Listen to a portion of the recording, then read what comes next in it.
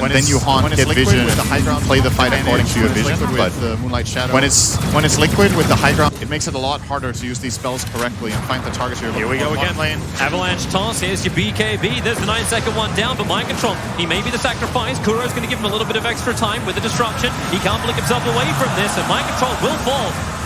The purge, any kind of disruption. Not able to do it. Now Stampede in. Chalice. They're looking towards Kuro. Two of them together. They can't break free. Kuro. He definitely is the sacrifice. He can throw out at least a catcher. But then look towards mid as Weeha jumping after Arme. Rearmed. Does he want to keep the pressure on? No, he doesn't. Just control the mid lane.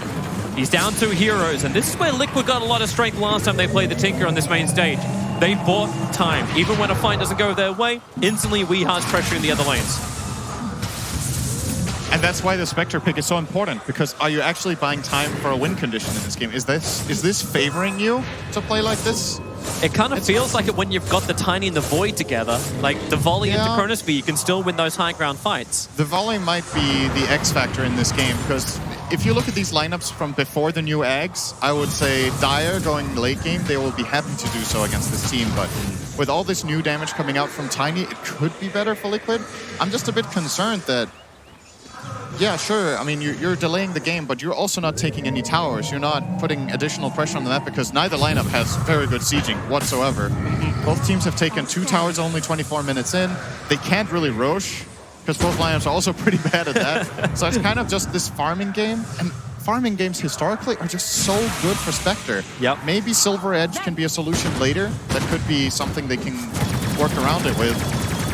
But for now, I think LGD are pretty happy with their situation. So is Dota Plus, giving them 3-1, actually. Dota Plus loves Spectre. Of course it would. So, but it doesn't know what we know as well. With this new combination that's just been wrecking the main stage and a little bit of the group stage of TI9.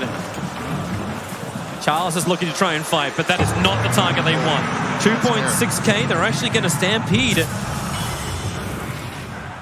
They're not finding a target, however. All of Liquid's back. In fact, you've got Mind Control pushing in the top lane. Kuro is continuously de-warding the LGD primary jungle. And the Centaur Illusions are watching Roshan. That's it. That's... No one else is close to any other objectives on the map. And it's an even boundary and trade again. And it feels like there's so much pressure on Team Liquid to hit that fantastic Chronosphere or always control the side lanes. It's true. I think compared to other Void games we've seen from Liquid, there's a lot of pressure on Miracle in this game. I think just getting a good one-hero chrono is not going to cut it in this game. Even if you chrono the gyro or whatever, the response LGD have later, I think it's just too overpowering. Even if you can kill one core with the chrono, if they have a buyback, they can run you down with Stampede and Haunt, and you end up not getting a favorable fight. Do you even pop the Stampede during the Chronosphere once the Aghanim Sip? Because the Aghanim Sip is coming quickly. It's what's that, 2100 away from being completed on the Centaur? You do that for Gyro. I don't know if you do it for anyone else. You might not even do it for Spectre, just because Spectre can buyback Haunt, and then you can run people down. It was one of the integral parts of OG's victory last year when they played their Spectre lineups. They just took advantage of Ana's ability to tank a lot of damage on his carry, and then if he does get killed, he can buy back and come back in. And you can't ignore that factor from the Spectre in fights. Spellsteal coming out. He's got Time Walk again. That's a good initiation. And as we saw her escape from FY before. Man, look how confident Chalice is. Maybe a bit too much here. Disruption, catcher. The arrow is going to connect as well. Perfect stun. They're going to force arm him down. That's FY hanging in the neighborhood of Miracle. It's a double Chronosphere. Mind Control running with the Avalanche, but he's walked inside the Chronosphere. He's done himself up, and maybe they don't have the damage anymore. As Somnus is in the back lines, he'll end up killing Kuro, the first casualty of this team fight. And the Chronosphere stolen. Of course it is. FY playing around Weeha. He caught the big man. And maybe with the Avalanche toss from Mind Control, Charles and Somnus in some trouble. Tinker gonna buy back into this fight. He knows he needs to do some more damage. Charles is still trying to go ham against Mind Control. Mind Control doesn't have the life for this. Maybe with a toss-off, he can push Chalice away. But where is this control? You bought back Weeha, but they can't stay on top of him. LGD are all getting out of here. They only got Somnus for that Weeha buyback. They have to take Roshan now. They're going straight in for it. Gyro is down for 50 seconds. Mind Control's going to reach in on the Shrine with GH, but Miracle, he's starting this up. Elder Titan is spawned. He's going to go scout it out. There is no way Liquid get this. They don't have the damage. When this Elder Titan Spirit starts countering them out, They're giving it a shot. They have the 30-second window. Time walk away. Miracle, he'll dodge the stomp. Arme's throwing out the dagger, and now hoof stomp forward. A 4-star from GH trying to get Kuro away to safety. He's in close. Miracle trying to storm down with a time dilation, but Kuro's already gone down. LGD's arrived, but man, Miracle's done all the hard work for him. Now Roshan, he has to be contested by LGD. that's really bad news for Liquid. They don't have Chrono for this fight. Good arrow. 5 seconds on the arrow. It's going to maybe make LGD think twice. They need Tinker behind to put down martial machines inside the pit. They need some cover fire to dissuade LGD from being here. Mind Control, he'll go for the avalanche shot. He didn't have information of the Roshan. He thought it was probably a lot lower. Arrow, 5 seconds again, overrun challenge. Mind Control, another quick toss. He's got to get out there. There's those martial machines for Roshan. Miracle's jump back in again. Roshan, he goes to the radiant. Miracle has the Aegis, the Immortal. Now trying to battle head to head with Thomas. That BKB in such a low duration. Miracle keeps getting time lock after time lock. He is the master of time. And they arrow another 5 seconds. They just keep on coming. Mind Control hits the avalanche centaur. The stampede on 80 AP. He'll go up the hill and blinks towards the shrine. LGD, they're disengaging, but they want more. He's blinked the top of the shrine. The chainsaws are going to be there. They're in range of the Sentry Wall. That's why they can see them inside the Moonlight Shadow F5. He tries to hit this entire team all by himself. Miracle has to stop the clock, but the Aegis will pop. So will we have life. It's a side note from him. Gianna going down to FY. FY total gone. He is just dominating this game. The presence of mind in that moment to steal Avalanche and catch 2 heroes, one of which was the Miracle Void going for the Chrono on Mind Control. He went too far. He just tried to push the lane out. He tried to create space. And LGD, they get a bonus in their gift bag. From one insane play to the other, the Miracle Roche steal to begin with, jumping in with a BKB. He not only got the Aegis, he got the kill on Roche too. Then they keep chasing up, and FY with a huge defensive play. And you're going to see the start of it here. And the arrows from GH, if just one of these arrows miss, it's a totally different situation. But this is the opening for Miracle. Gets the kill, gets the Aegis. Does not have the Chrono yet, though. That's why Somnus will eventually get away from this and reset up to the Shrine. The 4-step from FY, buying the space into Stomp. That's the first arrow. Maybe if Miracle focused on the Centaur a little bit earlier, they could have got Chalice here. He ends up resetting too. And Weehaw wants to go for that chase, doesn't find him. He rearms and blinks up. And that's the start of a disaster. Weehaw going greedy here, blinking into the Shrine. Sets up for a long fight where Liquid have to come in and help. And this Avalanche deal right here, huge. Just as the Chrono comes out. I mean, it's also nice that Miracle Chronoed the Tinker for him. I'm not gonna blame. Not gonna complain about that, FY. I'm gonna come back to real life right now as Kuro dead again. Arme looking to bounce around the map on the back of that Spectral Haunt. Maybe a little bit sad he only was able to pick up the SD. But you talk about that net worth increase on the Spectre. He's going to be a little happier moving towards that heart. Centaur is by far. Chalice was the one. He was total trash. He was thrown out. He was a rejected Centaur. He is now 16,300 worth of net worth in this Centaur. Stampede, Crimson and Pipe. It's the disengage, it's the sustain, it's what's allowing LGD to do what they're doing and allowing FY to just be ballsy as hell. He might be the first trash of the main event that Liquid can take out.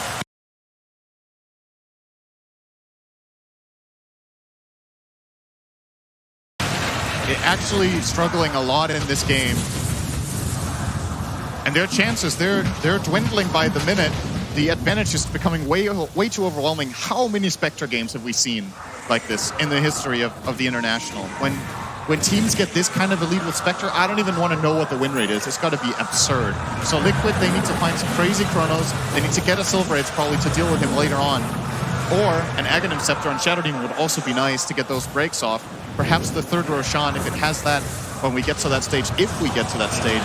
We have the Ags on Tani though, so Liquid can focus on the simple combinations. The Faceless Void Chronosphere into the tree toss of Mind Control, and actually having Weehaw doing some damage. Like, obviously, we knew he was going to blink forward. If there was one thing we took from Weehaw's games yesterday, it was this brash confidence of youth that he just wanted to jump in there every single time. You push it, and the rest of Liquid come with him. The same kind of way that Anna does it for OG, but in that part of the fight, like, Yeah, Miracle could not find the perfect chrono. Don't click Spectre yet. How much health do you think it has? I'm going to go like 3.5.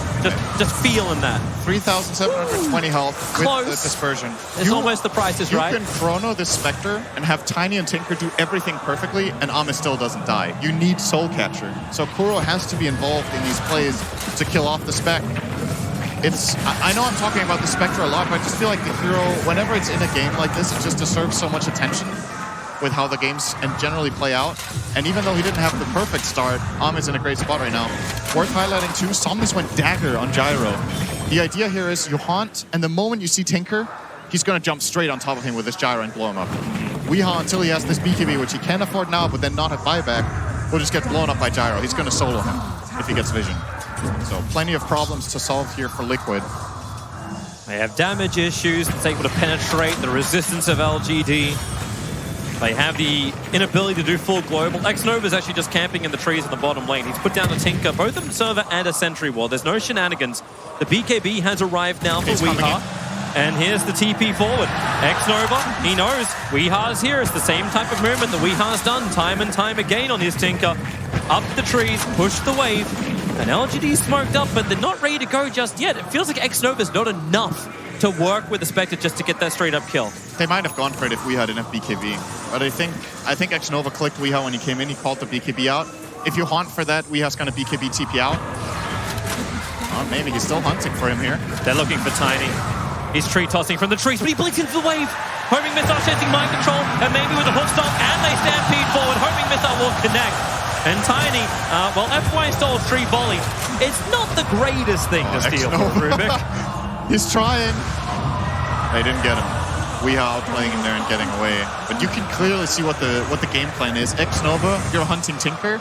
We go as a 3-man unit and hunt somebody else, and Spectre farm. You can connect with either of the plays that we find on the map. And Liquid's game plan is let's not fight. They are. I think they might. So far, they've just been avoiding moves for a couple of minutes now with Chrono ready. They just don't want to take these fights. They don't feel favored. They see Centaur in the bottom lane. The arrow's going to fly just shy of Somnus with the Chrono.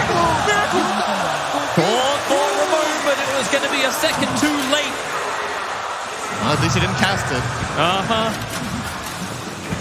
They cannot afford to have such a huge ability go on cooldown.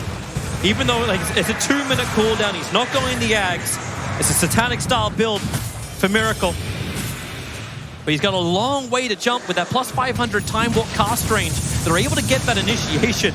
The question is always, though, can the rest of Liquid keep up with him?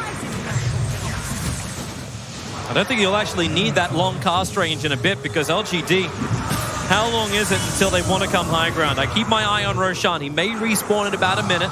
Yeah, they're definitely not high grounding without Nagus. And I think they might give it to Gyro, honestly. Even though Spectre is the centerpiece of the lineup toward the later portions of the game, having an Aegis on Gyro, Spectre can always buy back and haunt back in, and Gyro can then start sieging the base as well with the Aghanims coming up as his next item. Yeah, how weird is it to actually see that coming up as like your... Well, it's your third major item outside the blink of the drums. Yeah, exactly. This feels like the first Gyro game we've seen at the main event where he does not go Ags just like first main item. Maybe you'll get a drum first, but then we've seen Ags pretty much every single game. But Somnus adapting to the game, prioritized getting the early BKB, feeling like that was going to be a timing for Liquid that he had to be able to get them across so they could get to the state in the game. It's been excellent choice. His BKB has actually been extremely important when you've looked at how these team fights have gone. He would not have done the same with an Ags. The time is about to come up on Roshan, and it's 144. 5.2k health. My lord. 5.2k health, Pipe Magic Resistance, Crimson Guard Physical Reduction. And then he's going to go Shiva on top of that, and he's already cut himself, what was that, 8 plus 15 armor? Well, the good news is... He's in range of blast. Soul Catcher deals 2,000 damage now on him. That's terrific, and maybe if you can kill him, you can even get yourself an illusion of him, and he can fight against you. Yep. That was the one thing. Kuro, even though he's like he's been ripped on levels. He's the lowest level of the field. Still's like, nope, I'm going to get an illusion out of this. I'm going to put a catcher down. We're going to find kills. Moonlight Shadow once again. Miracle just wants to initiate. They have a great Observer and Sentry down. They see Somnus. They see a huge target as well. Oh, no, they see nothing anymore. They'll have to go towards the top lane. Great mana style, time dilation. isolation. Armade, Stampede will get him away. And the rest of LGD, they're thinking if they want to fight. The arrow was thrown out by GH for a little bit of a quick scout, and they still know they're in the trees. But look at this presence from LGD. They understand they need to get the vision. Here we go. Miracle. He jumps in. Homing missile's going to come his way. He's going to BKB instantly. FY. Going to jump himself away as quick as he possibly can with the time walk stolen. He just moves away from the BKB Miracle. And the hostile catching Kuro on the backline with the spectral horn. Kuro instantly explodes. Mind control GH want to get the hell out of here. Miracle is now the time to actually Chronosphere. The homing missiles are coming in. They're surrounded on all sides, trying to TP away to safety. Tiny's waiting this one out. Inside the pocket ball, the Starfall will come down. Mind control, cancel on the TP because FY gets in range for the telekinesis grab. They've already taken GH. Mind control will do as much damage as he can before death. But LGD, they were the ones meant to be initiated on that fight. But Liquid, they never saw the opportunity and they never wanted to take it. They found the worst possible target. They found an Elder Titan completely on his own. They can't. Oh, stop that! He's gonna go down! Miracle trying to Chrono to save his life. Thomas protected by the BKB. Miracle needs lock, and he'll bring down Somnus. A huge streak to end. 100 gold. He's rich. He's glorious. Is top net worth? No. He at least buys the Aghanim Scepter so he doesn't lose any money, but LGD are taking Roshan. What have you even got, team? They can't contest this. Murano might be able to TP out to try and throw an arrow, but it's already too late. Roshan at 1,500, now 0. It's all LGD and FY. He jumps up, he goes towards GH. Sentry Wolf, Vision, they have done. GH is going to go down for a minute. Miracle, he's jumped more towards the front line too. He's looking for a kill of his own, but what's he got? FY. He actually just turns them around. Miracle triggers the strike. BKB TP's away to safety. Kuro, he does not want to die again. 8 is enough for the moment, but I think it might be a 9. He's moving back towards the base. Mind control needs to create a little bit of extra space as LGD think about coming up. Chalice, he won't just think about it. He'll do it now with the volley. Chalice, we'll see how much he can tank or tank. A hell of a lot. Sleeve actually put him down. There was no volley. A double hopster. A double edge. And they'll just keep going hand underneath the tier 3s towards the tier 4s. If they kill the Void, he'll have to fight back. If they want to defend this top leader Brax, Liquid, they're on the burning ropes right now. Weehar is doing everything he can to slow down this push. But LGD, they look like immortals. The thing they really want to claim to. Looks like Liquid are just going to concede these barracks. This Void buyback is way too important. It's more important than the barracks. There's no mid lane for them to take yet because the tier 2 is still there. They're trying. So LGD will back. Okay. Avalanche, can they toss him back over? There's already a pickup. FY's got the range, he's got the arrow, and mind control connected on all fronts. And when the hostile GH jumps in a little too deep, the laser couldn't protect him. Chalice finds that kill. 5.3k HP on this Centaur. It's that point when cheese actually isn't a good thing to have on a Centaur because it doesn't do enough. It's still better on him than the Spectre because of the Aegis, but he might pass over the cheese to Somnus. It's a possible play to swap that over instead of the drum. They're going to do exactly that. And Team Liquid are giving everything they've got, but LGT is just really starting to work for them. Well, I say really starting to. It's been working for a while for them. The golden experience graph ever since the 20-minute mark, it was so close. And everything is LGD's way. Chalice, his team is so far away from him. FY's back at the tier 2 tower. And Chalice, I guess, fine. Hey, you want an arrow? Here's an arrow for Somnus. Chalice just kind of dodged it, so it hits the gyro in the back. But yeah, Liquid, you got to flip your high ground now. I think any fight taken outside of base is inherently unfavorable right now. There's Aegis and cheese, there's buybacks. Spectre goes for the bottom lane. Kuro will get himself a copy. Toss under the tier 4 towers. But it's Chalice. He's in so deep. The Stampede being used defensively. The lasers and rockets. Any kind of spam they can get from range. Can they get another pickup? Mind control tosses off cooldown right now. The arrow flies forward. It won't connect on anybody. They're all a little bit too short. As the high ground defense. Kind of difficult for mind control. There's not a lot of trees to use inside your base unless you're playing on the side lanes. Yep. It's very, very true. And that is problematic. Any fight around the mid lane makes tree volley almost impossible for him to use inside the base. Top, bottom, there's more options because you have the tree line in the bottom of the map. Just, I want to point out too how LGD are playing the map. They're playing this really aggressive 4-man bottom. The Centaur was semi-diving mid and got kind of caught when he got tossed, and then he still gets out with Stampede. The whole time, Somnus is farming jungle. They know they have this complete grip on the map. They're just maximizing profits. That's a good interest rate. LGD taking forever. Like, okay, Ame is, come on, man. Like, he needs a little bit of extra help here. It's only a minute and a half to bring down a shrine. Tink is pushing out the lanes in the meantime, trying to find that burst damage with refreshed Aegon. No, we are careful, careful, careful. He's got Blink available. He's going to go for, okay, a Blink and TP away to safety. Ame feeling he's there. Spectral daggers through the trees. He's already gone for the negative 10-second cooldown timer on that, so he's totally fine. Hit the 25 with a +6 dispersion. Arrow. Yep, able to connect, but then again, stolen it. Chalice jumps himself forward. The defensive destruction actually going to dodge all the abilities and the Stomp Sleep, allowing Miracle just to time walk himself away. And they really, Chalice is like, please, please, hit me. I want it. The arrow, a little bit too late. The current speed does come down, combining with a volley. Mind control from inside the tree line. They get through the Centaur. That's one upside for them. And tossing back the Spectre under the tier 3 towers with another avalanche. They keep the control over on Ame. X-Nova wants to put them to sleep and create a little bit more space. Arrow. Yeah, they get another one. This out. Ame's waiting without the Aegis. He actually gets his regeneration burn off as well, but the head, the flag cannon, gyrocopter, hits Kuro down hard, put him on the time dilation with the laser. Someone's going to attack the Dagon.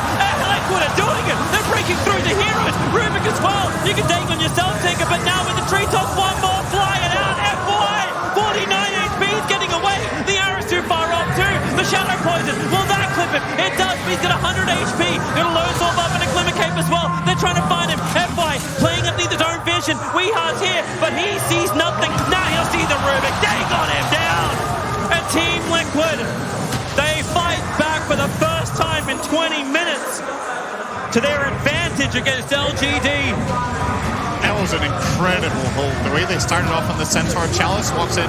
Soulcatcher is the reason they can still win this game. It really feels like it. They need to Soulcatcher the Centaur and just take him down. During the capture, they get the chrono off, they get the kill.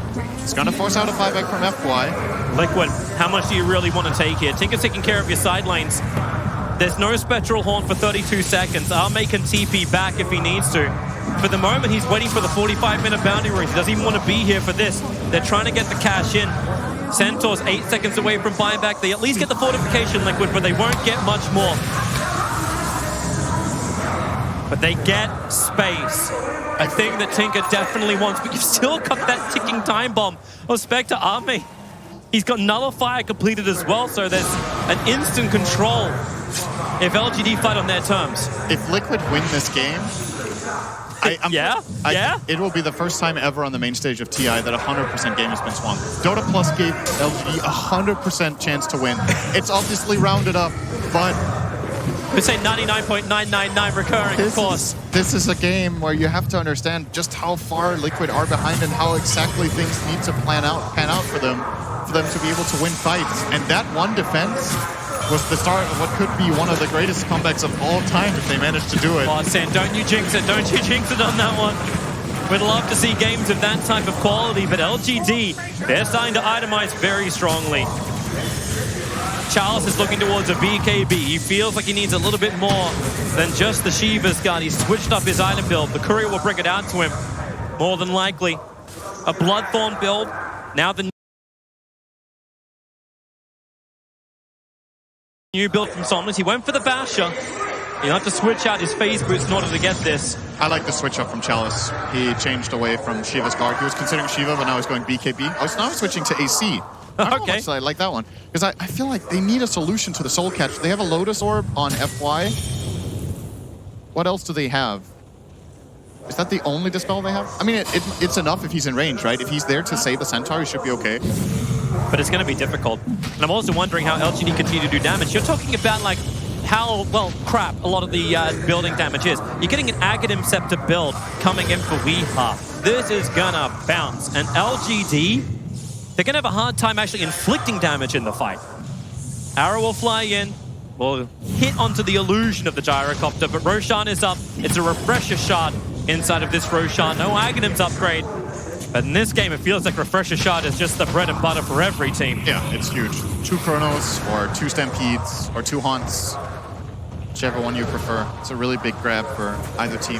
Team Liquid have the Observer and Sentry up on the hill. They're going to smoke up. They see Somnus. They'd love to go on him. Chalice is right behind him. Here's your Avalanche toss, but then Somnus moves away. Chalice! He also has the backline. He's almost killed Kuro. In fact, he has done so. Mind control so low as well. Somnus down the Chronosphere and caught the Gyrocopter of a miracle. He has to kill him in here. Arrow's flying in with the ETs, but a miracle can't finish the job. He can't get the damage out. Buyback's already come in from Tiny. The Moonlight Shadow. They're trying to escape. GH just needs the Sentry Ward. FY's wanting to stick around with him while the rest of LGD run forward. They're chasing Miracle. The homing missile is after him. GH has finally gone down to FY. Weeha's already pushing out the lane. He doesn't want anything to do with this. But with these deaths, do you feel confident enough now, LGD, to go in for Roshan? I think you do. You have the Manta ready again on Ame. It's the primary way of killing Roche. There's even an Arcane Rune for him, so the cooldown is super short. He's going to use it now and get to work. And you were talking about damage funks for LGD. There's a couple of solutions for them. Ame's getting close to Bloodthorn. Somnus. Somnus buying this Basher is actually pretty genius for 2 reasons. First of all, obviously, you know, if he gets on top of someone and can bash, it can be the difference between a kill and a death, but it's also stunning Miracle while he's chronoed because of the side gunner. I think he got 1 Basher proc in that last chronosphere. And, you know, it's 1.5 seconds. Oh, Miracle. What are you doing here? Time walk away. As quick as he possibly can, but Somnus has a blink dagger, and now Miracle, BKB versus BKB. No Chronosphere Veil right at the side. Miracle will just time walk off the damage, but he's TV out. He's gone! And why? He catches him, and Miracle has got another time walk available, but the stats, the bash from Somnus is able to connect. Miracle's down. He can reset the count with a buyback. Chalice is already at the tier 3 towers, but he's kind of by himself. A very, very deep in. Catcher and purge him. Weeha needs a little bit more damage to bring him down. Arrow's flying well off target. Charles is dropping low. Remember, he's got the Aegis Immortal. He just wants to claim this tier 3 tower by himself. He's consumed the Aghanim Scepter to free up the space. Ame will complete by killing off the tower. Refresher Shard, Nullifier, Spectral Horn, everything's going to be up for Ame in just a second. And this time, I don't think Miracle can hold the buyback. Kuro's too deep. Goes for the destruction. One shot trying to give him a little bit more time. The arrow is going to be soaked up by the illusion. Kuro's dead. No buyback available for him. The melee ranks are taken. Ame going out near the bottom. Weeha wants to stay on it, but do they have enough? Mind control. Blinks off cooldown in just a second. He throws out the volley, but the spectral dagger, the push is just too fast away. Here comes Chalice once again. Hey, would you mind giving me a charge? They gave him 1.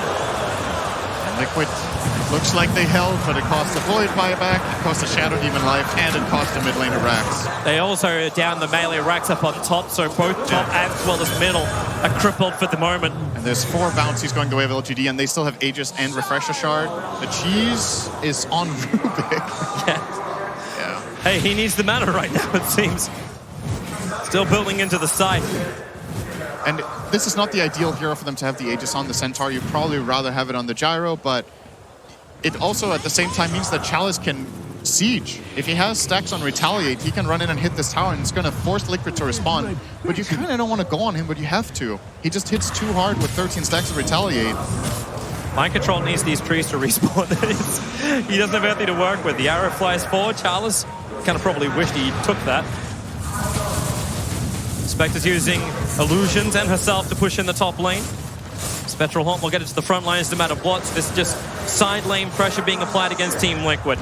Chalice with the Aegis, tossed a long way in. I love the leap, getting him deep underneath the tier 4 towers. They're trying to break free him, and maybe they have enough with the volley as well. Mind Control, here he's got trees to work with. They break the Aegis Immortal. Ame's in very deep, also into the tier 4 towers. All 3 homing missiles to connect on Faceless Void. Fortifications buying time for Team Liquid. Even the creep wave is standing its ground. Chronosphere, you can see Miracle. He's trying to get closer. They have sentry wards down, however. They see him, and he Chronos, the backline, the gyrocopter dying quickly. Disruption! Are you kidding me? FY is just creating so much space to allow Somnus to rip into Team Liquid!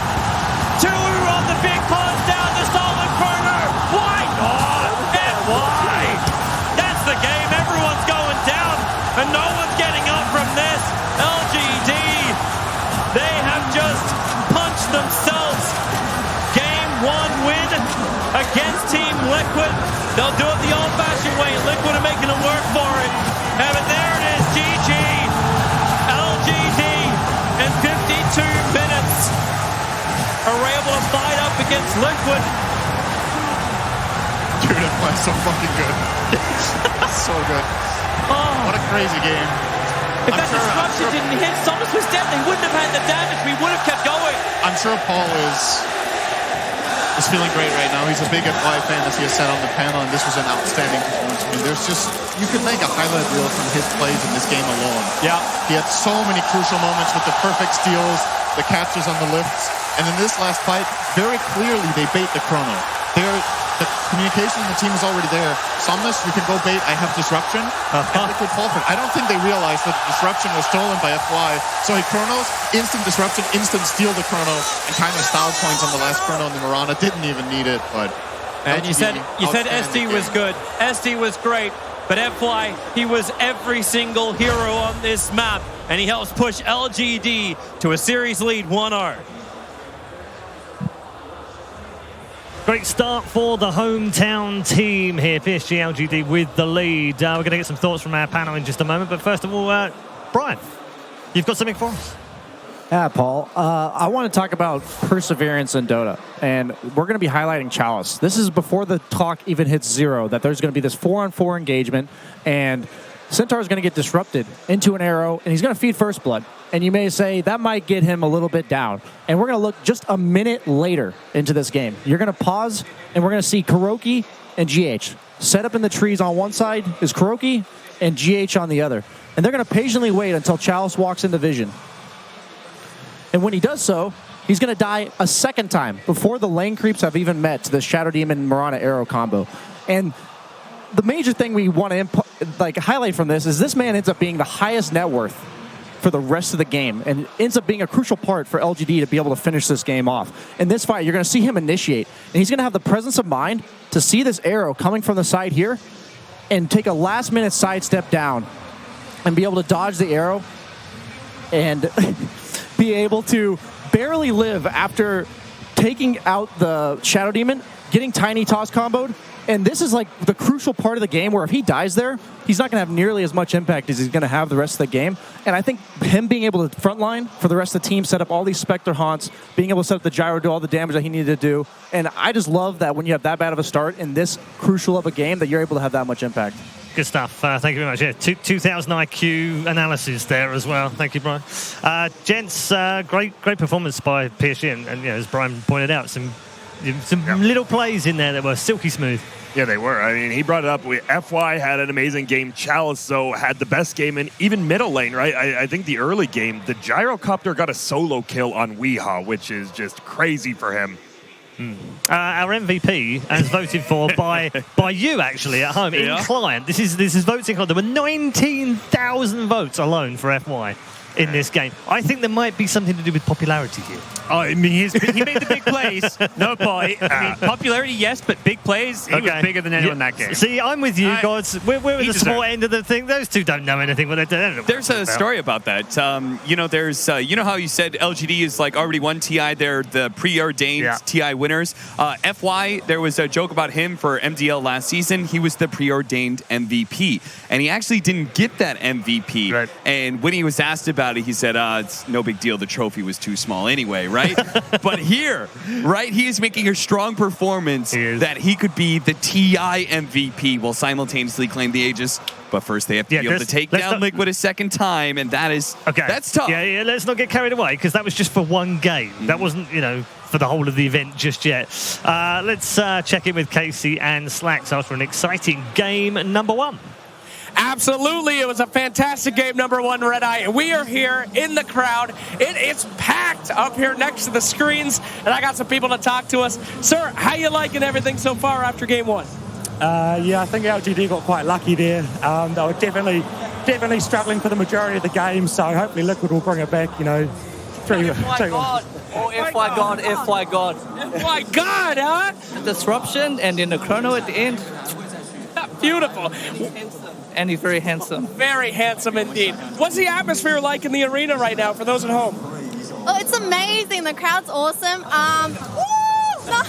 OG! Woo! OG! The 1% here, RG. Woo! OG, sir? LGD. All right, I'll pass it over here. We got some more fans over here. I heard a lot of LGD, but what is this? I need you to actually say it.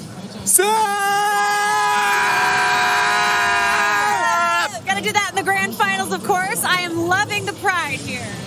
Hi, it's been a great game, and I like everybody here. Yeah? I just love everybody. Yeah? I hope Chinese team wins, but we only got LGD here, but I love OG. You love OG? I love Trav.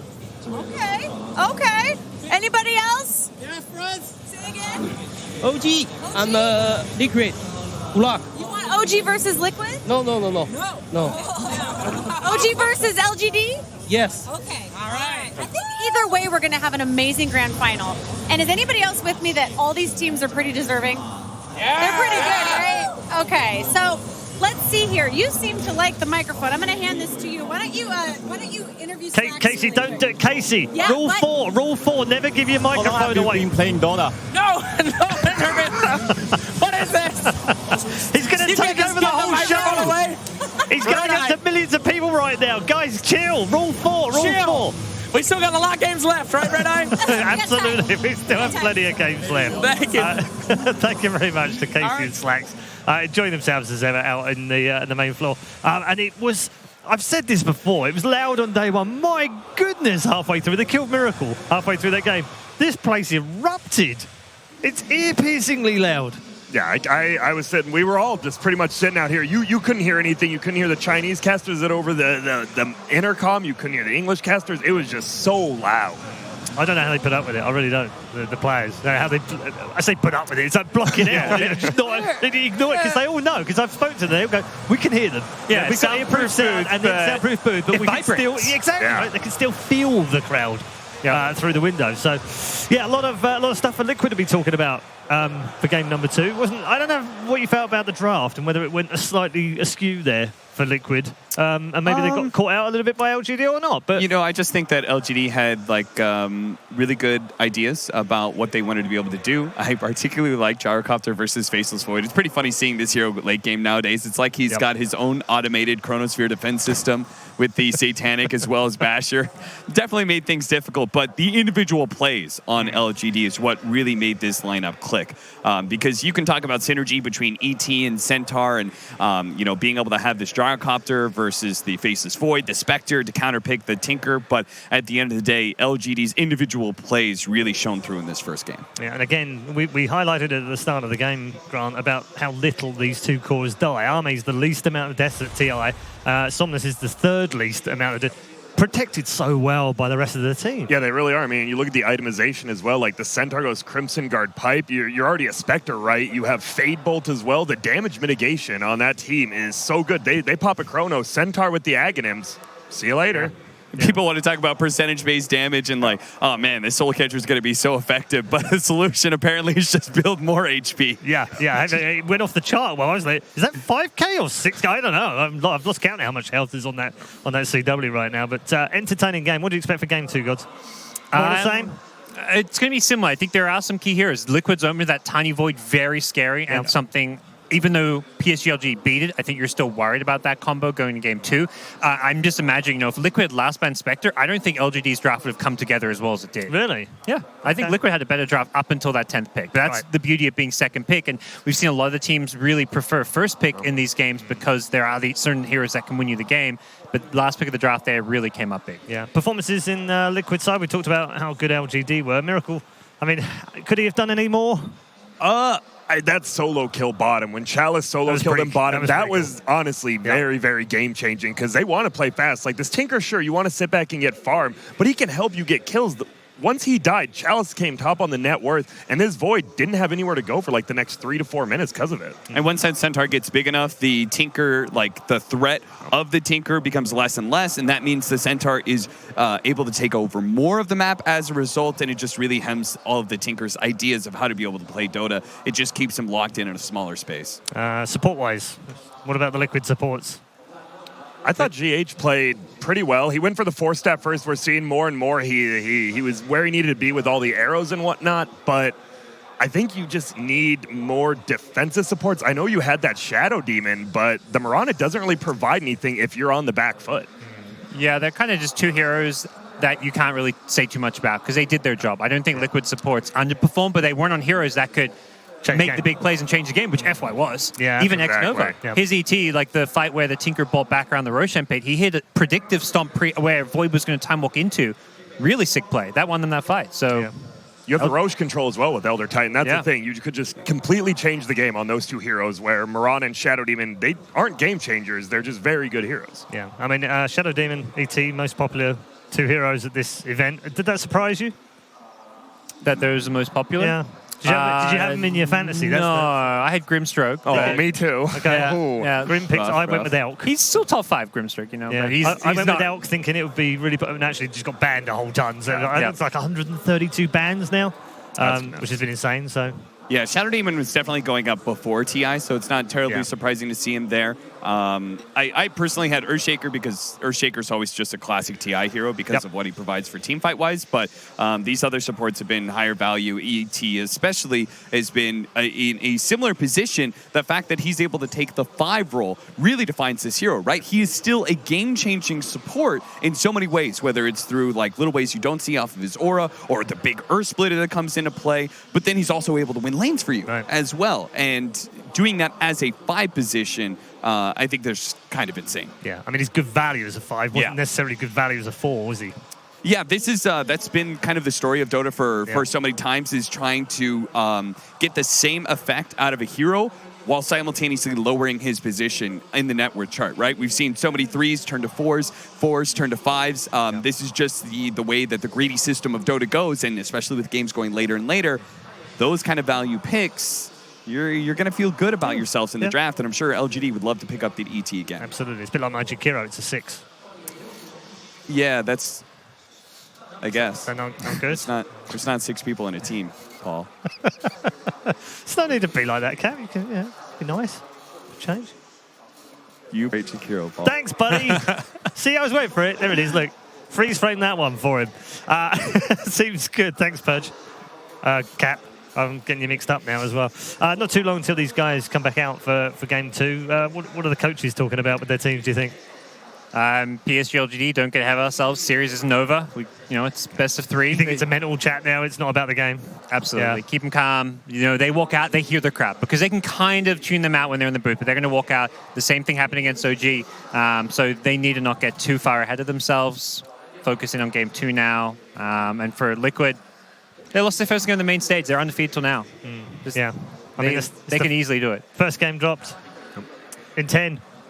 Yeah, I would love to be able to hear what Kuro is telling the team. GH said their journey here has been a series of conversations, and that has been so much of Liquid, right? Is Kuro leading and talking to his team, and them trying to be able to figure out what they did right in a losing game and what they did wrong in a winning game, and being able to just always improve. And this is going to be their first real test, I guess, in many ways, since the playoffs started, their first loss. But I am very convinced that Kuro will be able to buck the team up and help them bounce back. Yeah, fight against the crowd a little bit as well, Grant. Yeah, it is. And this is the only downtime you have, right? Because once you walk back onto the stage, you're going to get all the butterflies again. You get everything. This is your chance. As you said, Kuro gives you it. Just calm down. Think about what happened in a clear mind. And once you get out on the stage, it's going to all go away again, possibly. It's funny, actually. I always think maybe it's like half-time at football or something when you come in. You'd rather carry on playing sometimes. Exactly. You'd rather stay in the booth, maybe. And you see the managers keeping players on the pitch sometimes. I just wonder whether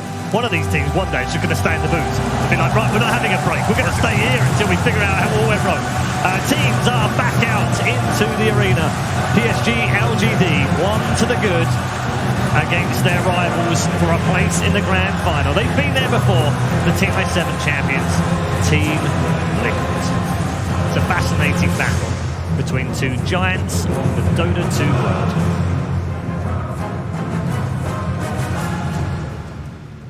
All the nerves come back, all the butterflies come back as we'll now wait for these two to settle themselves down. And first up, you know what? We know how Liquid got here, but what were they thinking they would do heading in to the International 2019? Kuro, GH, welcome. So we mentioned TI8 we all made a huge story out of the narrative that of all the teams we had seen come back as TI champs, this felt like the first real chance of seeing a repeat winner 2 years in a row. Did you feel the pressure of that narrative, or did you use that to fuel you? Certainly there was like some sort of pressure, but I don't think we let it really get to us. It's more like the TI itself is full of pressure, more than anything else. And it's constantly changing. It's not the kind of game where you win TI and now a year later, 2 years later, you know for sure you're still the best. Like you have to really actively work at it because it's constantly Dota is a kind of game it's impossible to just stay on the top for a long time without like putting your soul into it. And even if you put your soul into it, doesn't matter. Like someone just overtakes you anyway. And how is Kuro as a leader? How would you describe him as a leader when that kind of thing happens, trying to keep everybody focused on rolling with the punches? I mean, it's easy for me to say because I know most of what happens behind the scenes usually. It's hard for the public to understand what Kuro's true job is. It's 90% outside the game that nobody actually sees. So I feel like his true role is not in-game related as much as outside the game, even though he offers an extreme amount of information. He basically said I'm a shit player, but you know.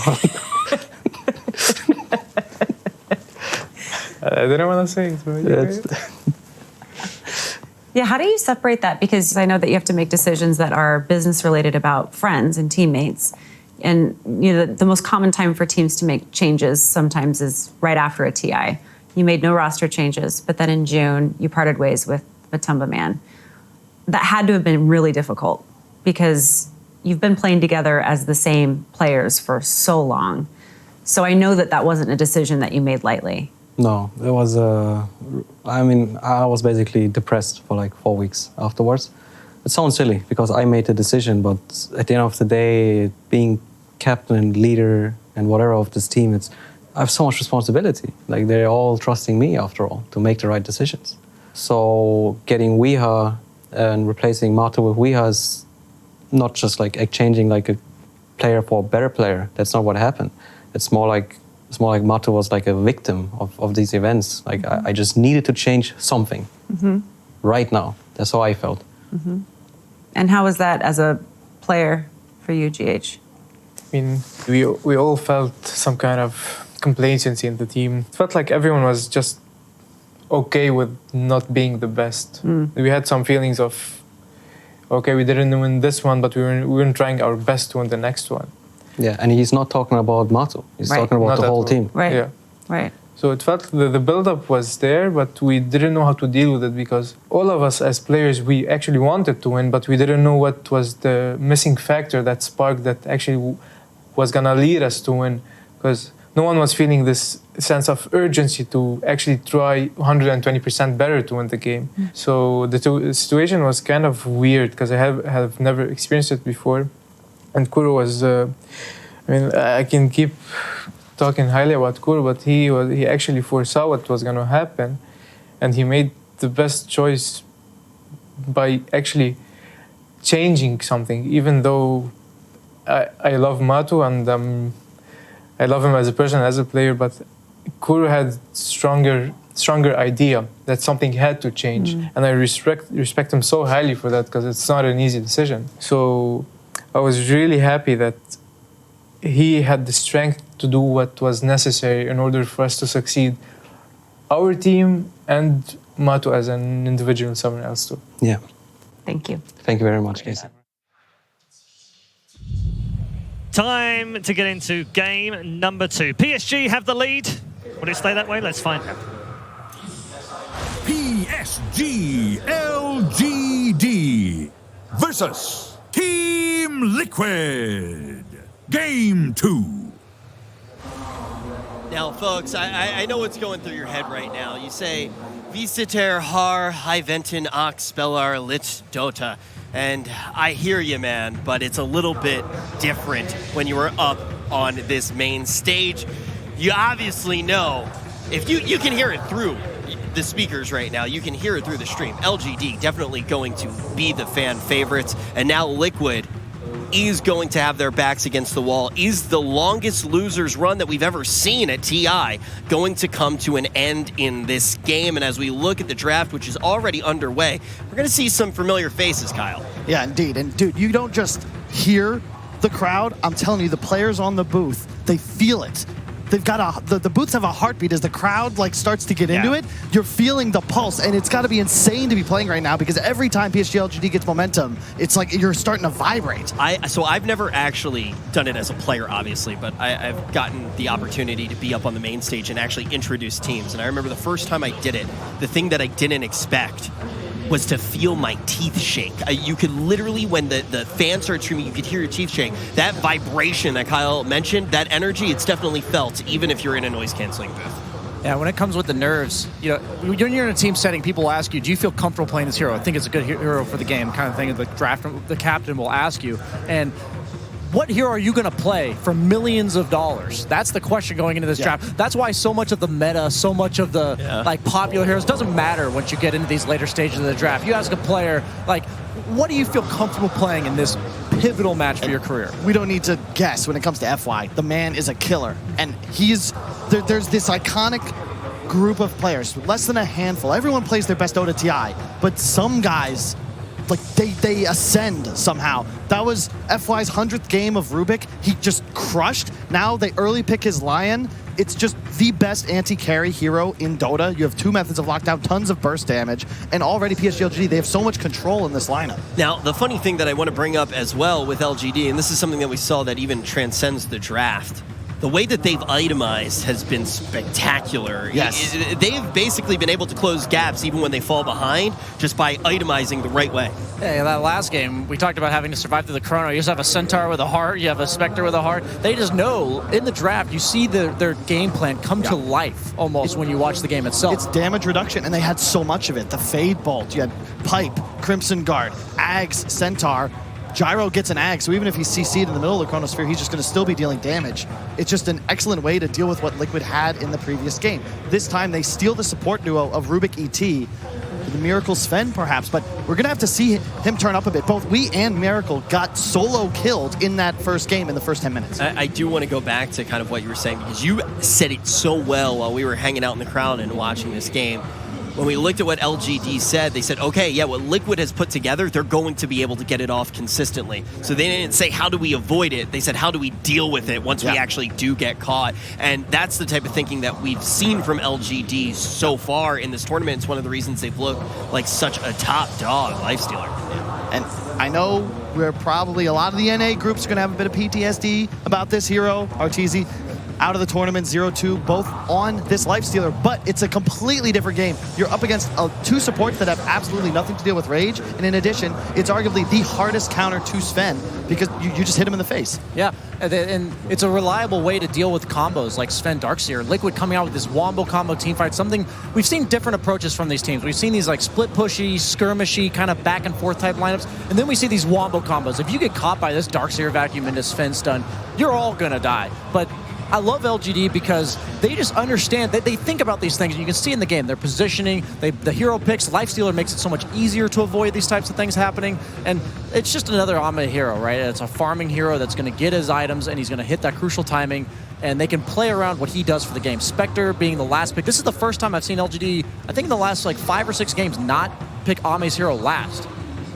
I do want to go back to something that you just said there as well, Bishu, because I feel like it has been a huge theme of the tournament. Besides all the storylines, the idea of the young players really stepping up and the ideas of whether or not we were going to have back-to-back champions, it's constantly that question of, is this going to be a skirmish game or a Wombo combo game? And what we see right now, Kyle, how do you feel it's shaping up? It's all about Liquid's pace. You've got 2 heroes that traditionally farm ancient stacks to recover. You can't have 2 heroes recover. That's not how Dota works nowadays. You want Darkseer shoving lanes, TA traps all over the map. Let Miracle Sven go his Midas build, get to a point where he's comfortable taking fights. A BKB is necessary if you want to engage against PSG.LGD. They, of course, have the 22 last pick. Their mid hero is still available. I could see a universe where it was a core Jakiro, but Rubik, of course, one of the hardest counters. And surprisingly, they actually picked Rubik, or Jakiro into Rubik. Yeah, and with this TA last pick, immediately comes to mind is Roche for Liquid. I'm thinking to myself, LGD, That's a good point. We've got pretty good contests, but we need a hero that matches the pace, because Lifestealer is most likely going to go the Midas Radiance build. He might look to mix it up this game, but the TA can threaten the Roche before that happens, so you need to be able to fight them head-on with 4 heroes, and this hero needs to output the damage. And there you go, the lane count of the last pick, Cheese Huskar. One of my favorites. You talk about a 22 pick, all right? Like, this is ready to slam jam, baby. It's not even cheese anymore, right? We've seen it long enough, but this, you crush TA in the laning phase, and he needs to get ahead in this game, and it's going to be so difficult, especially the way maybe he's been performing. Wow. Okay. So for anybody who's not used to seeing a pick like this, why do we see it here? Well, you already had good lane matchups between the Lifestealer, Darkseer. You had the Sven's probably going to be pressured by the Centaur, and now you're just looking to snowball the mid lane. And if you have all 3 lanes won, it's pretty hard to win in competitive Dota, I'm telling you. Oh, yeah, and Liquid, they kind of need to win the lanes because they aren't going to be able to recover. PSG.LGD, they have so many stuns. They get a bit of a lead. It's the perfect game for a Huskar, but you've just got 4 killers surrounding you, and you can leisurely choose a target however you wish. Yeah. Now, very quickly, I do want to ask before we get down to business in this game, Kyle, how do you view the win conditions of each of these teams?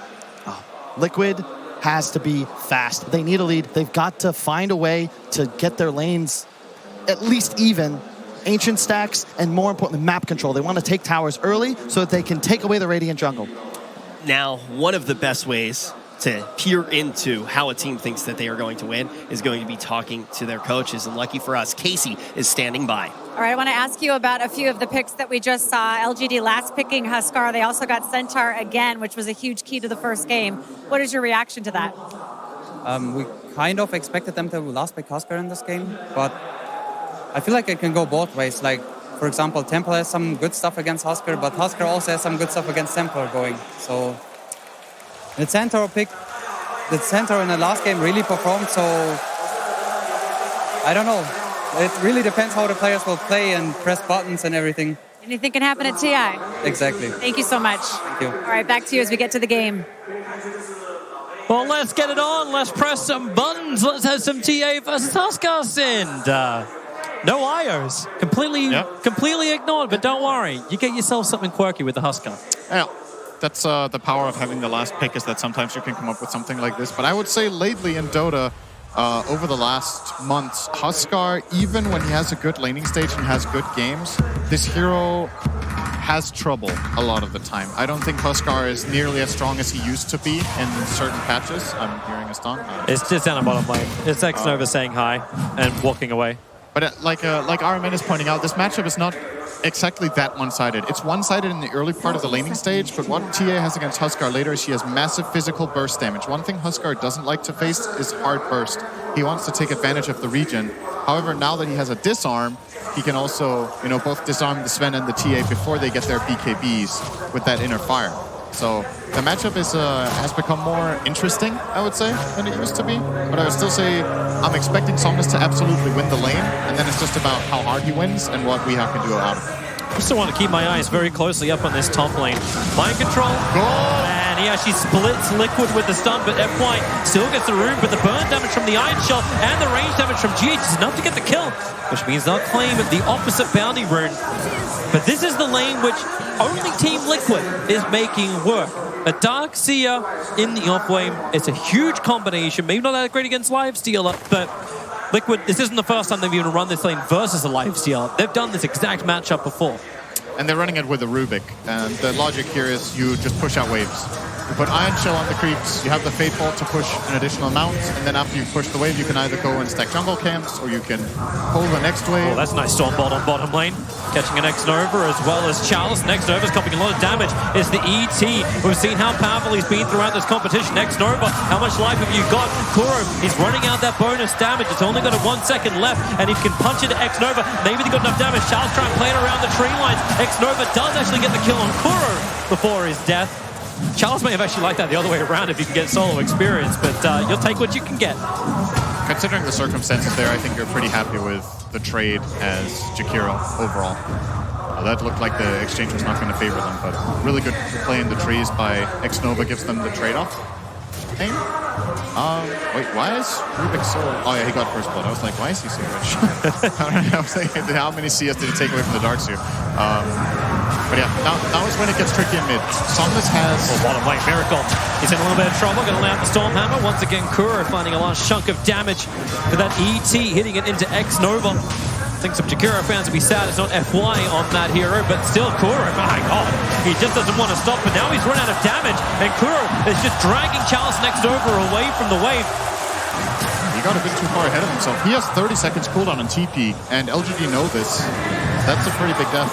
And what I was getting at is that in this mid lane now, this is how Huskar wants to play. He wants to stabilize the lane, get it on top of his own hill, and just deny.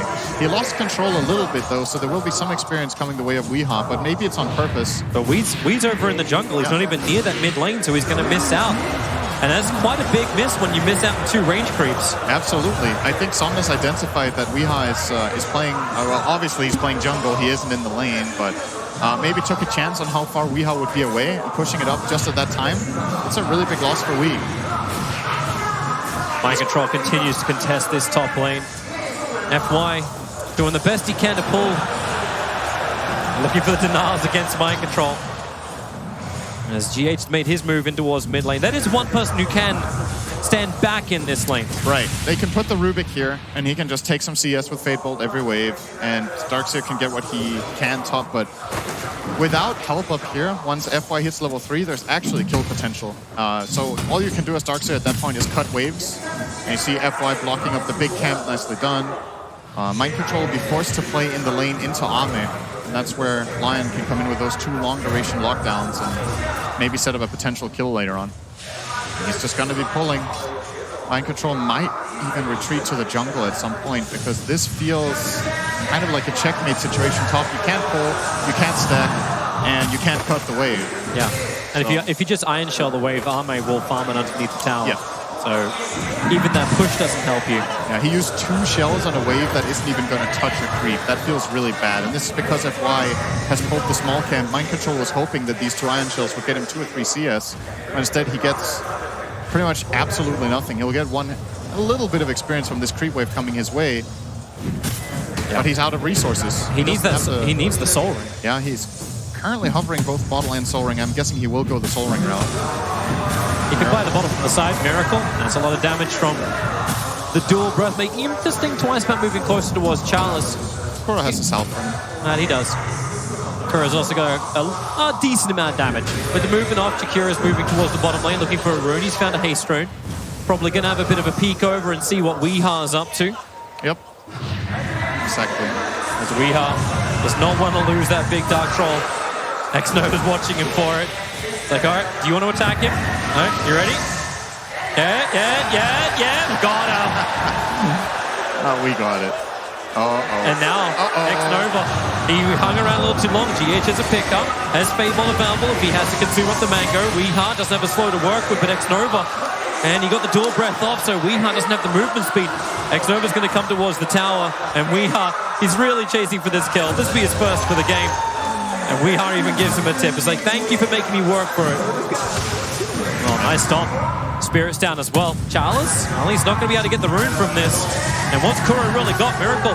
It's a lot of damage. They will cry up. X-Nova now arrives. It's 3 heroes with that dual breath. And Liquid feels like they have to back off, and rightly so. He has the Surge, so the Hex will not counter him off here, and he will get away. And he got a rune up here, so Liquid got 3 for 1. And that kill for TA. That's pretty good overall for them. He's just banking. He's got 1,300 gold on this Darkseer for the moment. He's gonna buy Soul Ring and a Ring Guard. Okay. Meanwhile, there's also mass observers and sentries coming out in that courier. So how do you feel like the timing is going at the moment? Kuro. Let's not talk about timings. Kuro needs to run for his life in the trees. This won't be the first time he's died running away from both Jakiro as well as Centaur. It may not be the last. So how are you actually liking the timings? Like, you are 3 kills on the board, golden experience. It's a little bit the way of LGD, but no one has a clear outcome. Who does this really work on for? It's working out well for LGD, but this is how I feel like every Huskar game is. It's like, have a good start, but if you have 1 or 2 bad fights, the hero just falls off really hard, in my opinion, in most games. So, but he used to be known as the guy who needed like the Aegis, right, to actually stand in the fight. So Is Roshan something they look towards, or is there other ways to ensure the fight? They will absolutely want to get Roche later on. But you also usually, historically, have played Huskar with some sort of save so that you can keep him alive and make sure that Regen kicks in classic combos of both Oracle and Dazzle. But there's not a single save on LGD in this game, so if you go in and commit as Huskar, you're not really getting out again outside of a Stampede. My control's totally fine. He actually left the double iron shells up there, so he was getting experience in farm. They weren't really ready for the second one to come from the trees. LGD are pressuring Miracle really hard. It's actually so far away from the Midas. Lifesteal is having a much better time than him. 400 gold ahead currently. And we also have to remember that Kuro has kind of sacrificed his game more than the supports of LGD have as well. Chalice level 6. And they're just not letting Miracle breathe. Every time he goes for creep, they cast all their spells on him. And he's so low now that he's probably going to have to go to Shrine Up. 10 stick shot already been used, so he can't even do that. He's playing down here with low health and a pack of tangos. Not a lot to fight with. But as you said, like, okay, Sakura sacrifices himself, but you are getting a lot out of GH. Because you've put Weeha into the jungle, he's taking all of these stacks. Yes. He's only 500 net worth behind that, the Huskar. And keep in mind, these aren't lane creeps. These are jungle creeps. And they're not even ancients. Now FY comes a little closer. He's underneath the TA trap. It'll trigger. GH has to get the telekinesis if they're going to get this kill. He actually goes for the attack. He doesn't go for the instant grab. They're worried. They think there's more heroes here? Or... Well, not completely sure what he was scared of there. Maybe he must have thought there was some sort of backup coming, and they backed off. I can tell you it wasn't Huskar, but maybe now he'll come. There's a double damage rune, so Somnus can have a bit of a peek over and see what Weeha's up to. He's got a TP. Yeah, they're looking for a bigger kill. Kuro, drop as well. Miracle's coming over with a Stormhammer. As Kuro will put Chalice to sleep, but that double damage Somnus. Miracle doesn't see him. If he runs up this lane, he's totally dead. He has to get back behind the T1 tower right now. I think Kuro might have got a glimpse of him. And yep, they definitely see him now. Kuro cannot have enough time to get the stomp off of Miracle. To the trees and the TP. They stampede. LGD chasing Miracle down. He needs to almost Stormhammer too, and then begin the TP out to safety. Is there a stun? There is not! Miracle! The Burning Spears will not be enough damage to kill him. Now Xnova's going to skill Ice Path. Yep. You just know it. It's like, oh man, if only I had Ice Path. 1 point. I just need a 1 point. Yeah. I think you're short of the mana too. I had stick charge. It would have been enough, but yeah, I think it makes a lot of sense for him to. GH instantly jumped. He's able to steal life break and then try and turn the damage back over, but that won't happen. Uncertain what he was looking to achieve in this bottom lane. Kuro as well as Miracle were a long way off. And I think this is the first game on Jakiro that I've seen from Xnova that he doesn't skill Ice Path before level 5, but he just needed the attack speed slows in the lane against Kuro, so he maxed those two out first. And against Miracle, Dual Breath and Liquid Fire just amazing against this dual lane in particular. And when do we see Weeha have an influence? Huskar rotates, and with the help of Centaur, they take a tier 1 tower instantly. Like, Weeha's been spending all this time in the jungle. He's building into the Desolator. There has to be a purpose here. There has to be an enabler. Well, you're playing Sven and TA, and you lost your lanes, so you can't really do very much right now. So you just recover until fight? Yep. There are just very few plays available on the map. If you look at, you have to try to play catch-up, right? But it's not easy. Now you lost 4 bounty runes because your heroes can't really fight. And it's a strategic problem for Liquid in this game, absolutely. I would love to see them make moves, but which move would you suggest? They have Darkseer to play around with Ion Chill. He can try to fight with Miracle, but Miracle lost his lane pretty hard. And Miracle may die. The smoke maneuver from LGD. You get your life break forward. Miracle gets a quick stun out. Xnova. Hey, Ice Path up and running. GH will end up stealing that. Maybe creates space. No, the Dual Breath. It came out, so he can't create any level of space. And just back up and accept the fact that he's dead. 10.5-minute Midas has also completed an Arme for his first usage. So the money for the cause, the 1 positions, really starting to separate heavily. 3.2k to the 4.8k. Liquid just needs to keep pushing lanes. I think Miracle has to accept that he has to jungle, and you can either put the Darkseer, maybe put the Darkseer bottom and Sven top, but because Lifesteal is so far ahead, I think he's also going to struggle up there. So he's kind of limited on where to go. They need to just push waves out, try to get 1 or 2 key items. I think what you want to get is you want to get the TA Deso, and you want to get maybe 1 item on Sven, but he's going Midas, so that's also going to take forever. It's just, there's not the best pairings for Darkseer early game. You know, Liquid have played it with the Ember, they played it with the Alchemist. Sven is a slower version where you need levels in vacuum, and you ideally want to. Here we go. Ame walk straight in them, pick him up, throw him down. Have they got the damage output? Yes, they do. Dead for 30 seconds without buyback available. And this will be an opportunity to push the lanes, maybe even take a tier 1. Chalice will arrive. That was the best possible play on the map. That's where they used the Dark. Oh, they're going in. Wait. Chalice is coming back closer. He's trying to play around with them. They're still idle burn damage, but Chalice is drawing the attention away. Meanwhile, X-Nova thinks about his rotation, but so does Kuro. Everyone looks so glowy. Chalice, open wound, stolen by GH. Here's the Storm balled out. Chalice, what does he want to do? Miracle staying with him. The Storm Hammer's already been committed. And with the extra support arriving from LGD, 4 heroes come to the top lane. But Kuro's Spirit, it comes in, and the Stampede comes forward. And what if he got stolen? It's only the double edge stolen. That's not exactly what GH wanted. But X-Nova hits with the Ice Path. Miracle doesn't have the movement speed anymore, and the Spirit's being pulled back in again. You do have ET Splitter, and Surge is coming off cooldown. So a lot of commitment from LGD, and all you got was the Rubik. I love that detail from Chalice, though. I agree, it wasn't the best of a fight. They only got the Rubik kill, but he Stampedes and instantly double edges a creep next to him to make sure he knew GH was waiting for that Stampede to try to steal it, but he was just faster on the fingers there with getting the double edge off. Secures them that kill. Liquid, however, they will be putting pressure on the mid tower, and defense has to come in now. It's coming in through X-Nova with the Macropyre. Should be able to hold this. He might need help from +1, and that's coming right now. Centaur will join. No Stampede, though. Weehaw really wants to finish this, but because he's overstayed his welcome, Chalice pounces with X-Nova. They put him down. FY doesn't have the mana for a finger, but now he does! Goodbye, Templar Assassin. LGD go from taking the tier 1 tower on top to now bearing down on the tier 1 tower in mid. That was surprising that that LGD stayed for that. Ichi Gaming? Nope, they're not in the tournament anymore. LGD actually... Liquid just kept going there with the Centaur TPing in and Jakiro in position, and they were only the Tia and the Sven. These two heroes right now, they're not a threat. The threat in this game is Darkseer. He's the one enabling the Sven plays. He's the one that gave them this top kill in the tower. If you're without your Darkseer and you try to go into Centaur, there's no way that's going to work. If the Desolator was done, it might have been a very different scenario, but... we have barely got to attack. I think he would have died anyway. So a bit of a blunder, and this gives LGD an even bigger lead now to 4K gold. Keeping the ramp up. Ame is not going Radiance. He's Armlet completed in about 100 gold, so that's another big power spike for them. But I love this from nice power kill.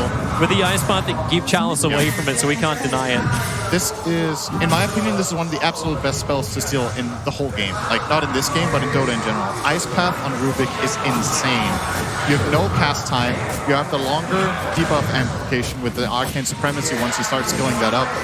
And GH, if Liquid are going to win this game, look for that spell in fights. You can get it. They messed up the smoke a little bit, but Chalice is going to come out anyway. They saw him move inside the pit. He'll move a little bit further north. Templar Assassin wants to fight. He has the double damage through, but what are you going to do? Go into Roshan? They have to bait the fight. GH wasn't caught inside the smoke. That's why they feel a little bit less confident about this. Ice Path doesn't catch Chalice. It feels like Liquid are just like, they're throwing their fishing rod out there. Forgetting to hold on to the handle, however. Nothing's biting. No jump forward from Weeha, even with the surge up. 3-for-1 rune, LGD. The Huskar who's not involved. Something you don't normally think you'd say 15 minutes into a game. Normally it's Huskar who's the one jumping forward. Someone has 2 kills to his name, but he's building into the BKB first before it looks like he wants to fight. That will be a crazy timing for LGD, because if he has BKB before the TA and the Sven does, he can just jump in with 0 risk. He can always just use the disarm if he's in trouble. Stampede, they're coming forward. GH picks him up. He's probably able to steal Stampede, but as you said, he doesn't want it. He wants Ice Path instead. As Chalice walks away underneath the ET Spirit. I don't want it. Yep.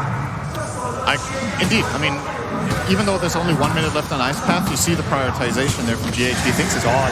There needs to be help for Miracle. Ice Path finger. Once again, Liquid, they just have one player who's a little bit over into LGD's territory. They were not ready at all for that play to come in from LGD. Another Ice Path will connect. Connects over on, and then you get 2 back from GH. So you can lower a little bit of the damage of Chalice, but Somnus has joined the fight. Denial of the tower there from GH. LGD, it's a little bit of a thorn in their side this Rubik in this game, getting that deny as well, but I think they're still feeling pretty good about their chances. All of their cores are having a great game. Lion also having an outstanding game. Even the Jakiro, X-Nova, who we generally see be really poor, when he's playing this Jakiro, you just get that extra farm that you don't see on other fives. He's up to 31 CS, very high for him, 16 minutes in. Has that extra 1k gold over Kuro. And that can either be converted into a core item, like a Force Staff that he's building right now, or it can just give him superiority in terms of the sentry game. So much confidence from LGD. When you switch into Halberd for Somnus, no BKB protection required. They feel confident. But there's a big timing coming up for Liquid at least. The Templar Assassin is getting Dagger after these two camps in the jungle. Sven's close to Echo Saber, Darkseer's close to Mech. When all of these items align, Liquid will try to take a fight, I think, because you can't just keep playing the map like this. You will get caught off once in a while, and it's too expensive. You need to fight for the Roshan and not let LGD take that on the Huskar. They might be playing kind of a game of chicken, like around this Roshan pit. Who wants to try to go for it first and then you counterplay? It's going to wait inside the pit. Chalice is coming in there to try and get rid of the TA traps. They have a sentry ward nicely in the middle, but it's funny because that Radiant sentry ward is in range of the Dire Ops, but they can't cross the river. Yeah. Like, that's where two of those deaths from Team Liquid happened. I'm not even sure they know there's a ward there. Have they had vision there for a while? It's nighttime. They haven't walked close enough to it since they put the sentry down. Their ops doesn't see it though. Liquid don't know, right? I don't believe so, no. If they did, GH would have gone for that money a long time ago. Well, it can be dangerous to go and deward this. Yeah. He's like, I'll steal the regeneration rune. He's keeping his distance. Aether Lens first from the Rubik. It's the same for the Lion. They both want to be these great players from the back lines. But it always feels like FY is setting up everything. He comes again with the Hex and the stun. That refraction won't protect him. X-Nova, the perfect chain stun with the Ice Path, and Weehaw, refraction, meld, still sits and burns. That Aetherlings and Lion. Weehaw was trying to play around the possibility of getting jumped from the side. He probably had his finger on the dagger in case of an Ice Path, or in case of Lion walking into Hexen, but that lends extra range. FY gets him from the trees. LGD's going in. And that's go time, yep.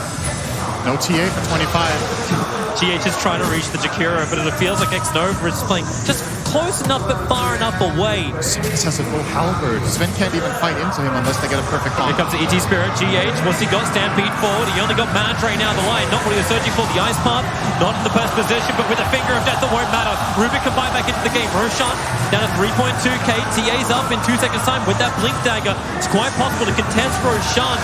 But do they have enough with the surging forward of the Darkseer? No, it's just Arme. He's creating space, allowing him to go in for Roshan, but Huskar hasn't finished the job. Roshan's coming out of the pit. He can't be attacked there. They jump in the double stun with a clean damage. They've already gone through two. Santor and Jakiro will fall. Miracle wants to finish Roshan with that God Spray. Someone tries to push him back. Aegis Immortal is in the hands of Miracle, just like game one. But this time around, LGD may not be able to get out of the pit. They create some copies. Challenge comes in close. A great double hop stop. More space being created by Kuro. He brings in a lot of damage himself with the Stormbolt. They're able to just keep Challenge in position. Huskar's already down. TA refusing to fight back. Kuro trying to run back out. There's one Miracle. Back to life. Face the Aegis Immortal. And that's going to be the best case scenario for Team Liquid? Yeah, I would still call that a victory. Oh, there's a Hex, but he got the rune already, FY. He's going to back off. Is it just because you don't have the Aegis on the Huskar? Yeah, you're pretty happy with that. Like, the whole sequence leading up to this, with the kills, with TA dying, with GH dying, and having to buy back. There's two buybacks as well from the Centaur and the Jakiro. Yep, you got a core buyback out of LGD, and you got the Aegis. You also got the Roach kill, right? It wasn't the steal. It was Roshan killed, yep, by Radiant. So, all things considered for Liquid, that's not that bad. Oh, Darkseer, once again, there's Aether Lens of FY comes into work. 8-1 chances are available. Darkseer able to get the surge. Mind control, getting some distance. And now they try and turn around and for the stop. Arme, he committed the rage. The Miracle will come in with the Iron Shell. They'll get these great step chain stuns. FY, he's going to split the fight once again. But Arme, he's armlet toggling his way to safety. Weehaw needs to chase him down. There's your burst damage. Arme still continues to toggle. And the impact into the catapult. Liquid, they really, really, really want Arme, but they may have to settle for FY. He's still worth quite a lot, however. But it's not what you came for.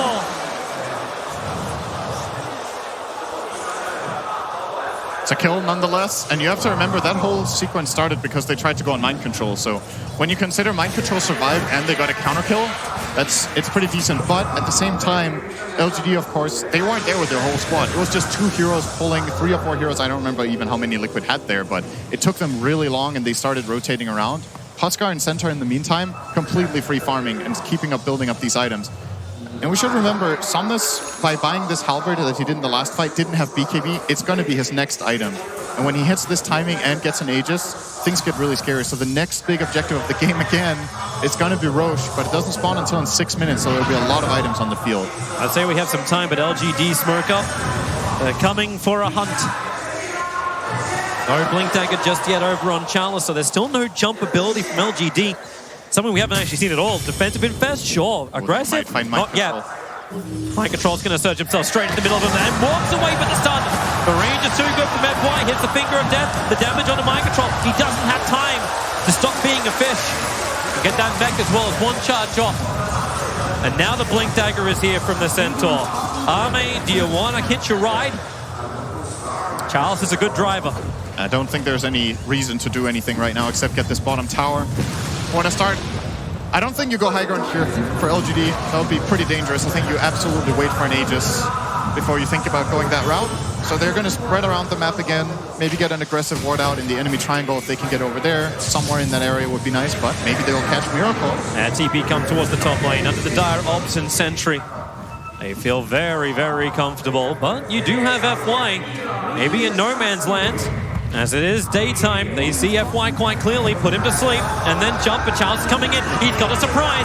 Package delivery for Team Liquid. Will you receive? They will. Miracle. The damage is so huge, but then he turns around with his own cleave damage. Trying to bring down the Centaur with the Dark Steel Wall, the Ice Path, X-Nova. Everyone just stops and looks at each other, frozen to the bone. But now Huskar jumps forward, over towards Kuro, looking for his own fight, but GH, he's killed off Chalice. They want the other one. They want Lifestealer. The stop. Arme on almost no life now turns to Weeha. Weeha, he doesn't have the sustain. He's disarmed. He can't attack. Down for a minute. Miracle, still able to clean up the supports. Both down for LGD. Arme and Somnus running away from themselves. And Team Liquid finding that big combination. It feels like it's starting to work from Team Liquid. That's back into a big Stormhammer, into heavy damage, even when Miracle doesn't have the heavy damage. He's just an Echo Saber and Midas. Yeah, but the big items are coming out from Liquid too. They're close to BKBs on both TA and Sven. Blink GH Those too. are truly game-changing items because that's something Huskar is just not very good against. Once BKBs are popped, his efficiency drops. The sustain's getting through the roof too. Darkseer, Mind Control. And he just keeps, he plays this, the old Aura kind of style. Vlad's is done, the mech's available, GH on the Rubik. We already saw how amazing FY was in game 1. With this Blink Dagger, he's now being even more enabled. And we see this whole fight, the disarm just wrecking apart. The Surge is also extremely important to keep in mind against the Lifestealer in these fights. Whoever Lifestealer goes on gets surged away until he has either a Nullifier or the hero is stunned by Lion or the Centaur. So in that fight, Miracle ended up kiting Lifestealer for a good 5 to 10 seconds behind the tree line. Just couldn't get on top of him properly. And that's what Lifestealer wants. This hero hates playing against Surge. He hates playing against Force Staffs. And that's exactly what's in the group buy. Yep. Need a little bit more time for TA to finish that BKB. Actually, with the range creeps up on top, she is... Well, with this creep wave, we'll now have the money. So BKB for Sven, BKB for TA, and now also BKB for Huskar. So hey, everyone gets a BKB. Look under your chair. And Lifestealer has one, by default. And he's going to get a second one as well. Through Rage as well as item. Yep. Not fully convinced that that's the right choice in this game for Ahmed to do. I get what the idea is, that these fights are going to be long and you want to be able to do something outside of Rage and Sustain, but the trade-off is that you lose a lot of damage that you could have had by going an AC route or a Nullifier for the Infest jump out of Centaur to kill up, like blow up pretty much anybody that you could find. That is what you're trading off here. But he is committed already with the Mithril Hammer, and he's not going to commit to anything else. TA was in range of the Observer and Sentry Ward when the smoke happened. It was very, very late on the smoke. LGD aware, they even hit the scan. And that smoke maneuver from Team Liquid. TA Trap trying to scout out the Centaur in the trees. He'll come down and kill it. It's like, well, if you want me, come at me, bro. The TI trap will trigger again, a quick blink away. But he's still sitting behind the tower, and the rest of LGD smoked up, moving in. The Stormhammer, it's already over with a crisscrossing of the ice pass. Somnus will jump forward. Miracle, he needs protection. Having the damage against Somnus and the pickup. They catch out the Jakiro. The ice pass will be removed by Weeha. Mel striking down next Nova. Arme's going to walk up the hill to put that BKB to use while the initiation. The shot from Talon, and the double stun. The back wall combo won't hit enough. In fact, the disarm on TA, she has to run away. The BKB cannot protect her. The last attack from a Lion is going to kill her. She would actually survive if not for that one attack. He doesn't even have the plus 90 damage. Was surged up, was BKB'd, was running away, had dagger soon, was BKB'd twice apparently. You can't. Man, what a spell combo from LGD there. The original jump when they force out the Sven BKB and reset, Liquid feel good about themselves and feel like they can play round 2 with the Huskar BKB going on cooldown. But they reconnect, and that jump was just excellent from Chalice. The jump on his own shrine, getting the information from the Observer Ward earlier. So now LGD try and take control of the North. Anything that helps understand where Team Liquid's coming at them, even an infested Descentor. Not just control, if they're able to kill right now, Roshan will be in 15 seconds. Spawning super fast. This is almost minimum spawn time. I believe the clock just ticked over, so this is a very fast Roshan spawn. Liquid will know they have a trap in the pit, so they will know it first. Miracle can't even join this. His TP's on cooldown for another 17 seconds. He's pushing the bottom lane. And LGD, they're hovering around this tier 2 tower on the top. GH is pressuring the mid. So Liquid just trying to relieve the pressure. Yeah, they're not defending this top tower. But they might find a double damage for the Sven. That could be really big if there ends up being a fight. He's not looking there, though. Oh, it's a dire Observer Ward. Actually, no, it's a little...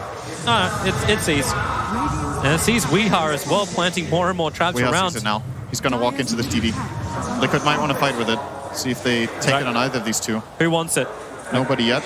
Is there a bottle coming? There's a Rubik coming. That's all. You ain't giving it to him. So Roshan's up, but with Liquid having the trap, the second LGD begin it. Liquid will know. And they're going to smoke up the double damage room. But of course, again, the Observer Ward is just... How many times must Liquid smoke underneath this? And look what LGD do. It's like, well, we'll sit underneath our Observer in Sentry. You take our side of the map and we'll take yours. Dire, well, the Courier will get sniped as it moves over the top of the Templar Assassin, revealing the fact there is the DD, but the Observer and Sentry. Someone needs to drop something right now. They dropped 2, well, yeah, Observer Sentry down, but that actually got scouted up by the other ops. Centaur, hooked up, Chalice! He blindly went into the trees. They thought he was in there. He was for a moment. Now the pick up and throw down. It looks like Liquid are uncertain if they really want to have this fight. Weeha hits the back lines, looking for X-Nova as well as FY. He's able to actually keep them controlled and actually get the kill on FY. Thanks to the stop, Jakiro is actually asleep in the trees. Miracle's trying to come through. The TA trap will get the reveal. X-Nova, Miracle actually dodging at least the ice path, but the finger from FY will bring down Sven. Kuro needs to go back into the top. Arme's protected by the rage, so he's fine.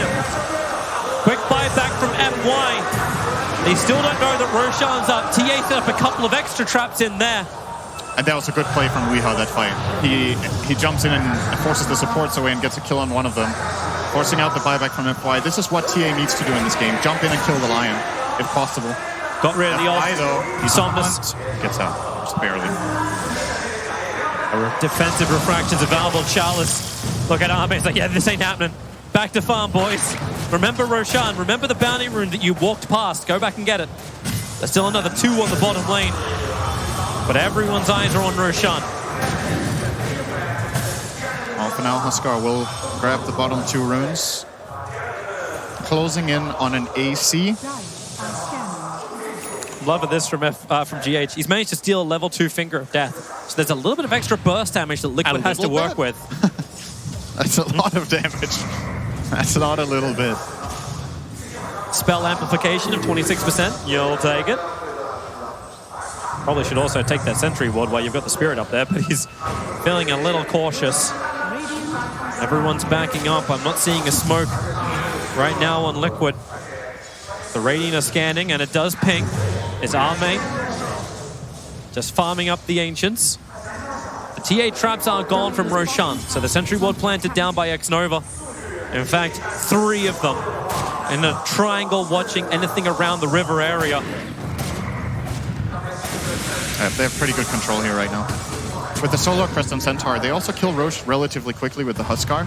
So Liquid should be feeling a bit of urgency of staying up here and getting up here in the first place, and they will connect, but obviously Huskar, in the meantime, pushing out and farming bottom, taking advantage of Liquid having to regain this area. As long as Kuro can stay in range, you can at least keep checking Roshan, like sending the Spirit out. You can put down extra TA traps.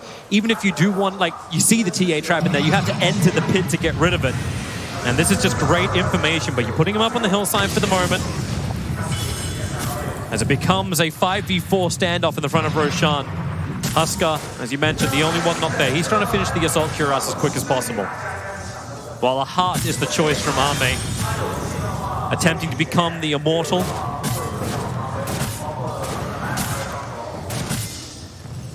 Chalice this time around not caring about magical damage. He'll jump in. You'll see the TA trap. This is what we're talking about. Uncertain if he really wants it. GH gets the pick up and the back trample Chalice as far over to the Radiant side of the river as possible. The only thing you were missing was the ability to turn him around and force-stomp him over. If they had a stun to connect with there, maybe they could have tried to go for a burst with the finger, but didn't get the opportunity. Sven was too far away for a Stormhammer. And you need 25 on TA to get that meld dash. Yep. He's getting there. He is. Level 21. So is Sven. Like, what happens once he hits that plus 40 God Strength? Then he gets 40 Strength. That's a fact. Can't debate.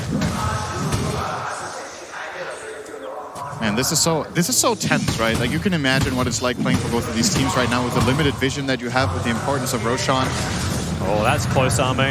He's got a heart, though. There's your blink up. GH starting with the Meld Strike. Oh, that's with the not heart to the Liquid. test. The Ice Path off point, and the BKB, the 8-second one burnt from Weeha. They wanted to try to force something there onto the Lifestealer, but he got the heart and got instant force staff, and now there's no TA BKB in this fight. That's really, really bad news for Liquid. And LGD's loving it. Baited into it, Miracle. As the Iron Shell's ready to go, you will need that jump from Mind Control. They back! Pulling Chalice up the hill! Not willingly dying! The EG splitter going through Roshan, and look at him go quickly. Centaur has buyback available. Somnish jump spawn, instantly down to half-life. But he's looking for 2 of them. Through Roshan. Hiding inside the pit is Arme. The Spirit continues to cause problems for LGD. And a huge buyback on the Centaur, but a double damage rune for Lifestealer. The 34-minute rune. They'll create a copy thanks to this Dark Seal wall. Another ET Spirit. Move in. Rage is available. Arme's not going to use it. He'll go to sleep. And break free instantly. Nobody wants to take the risk of really committing to Roshan.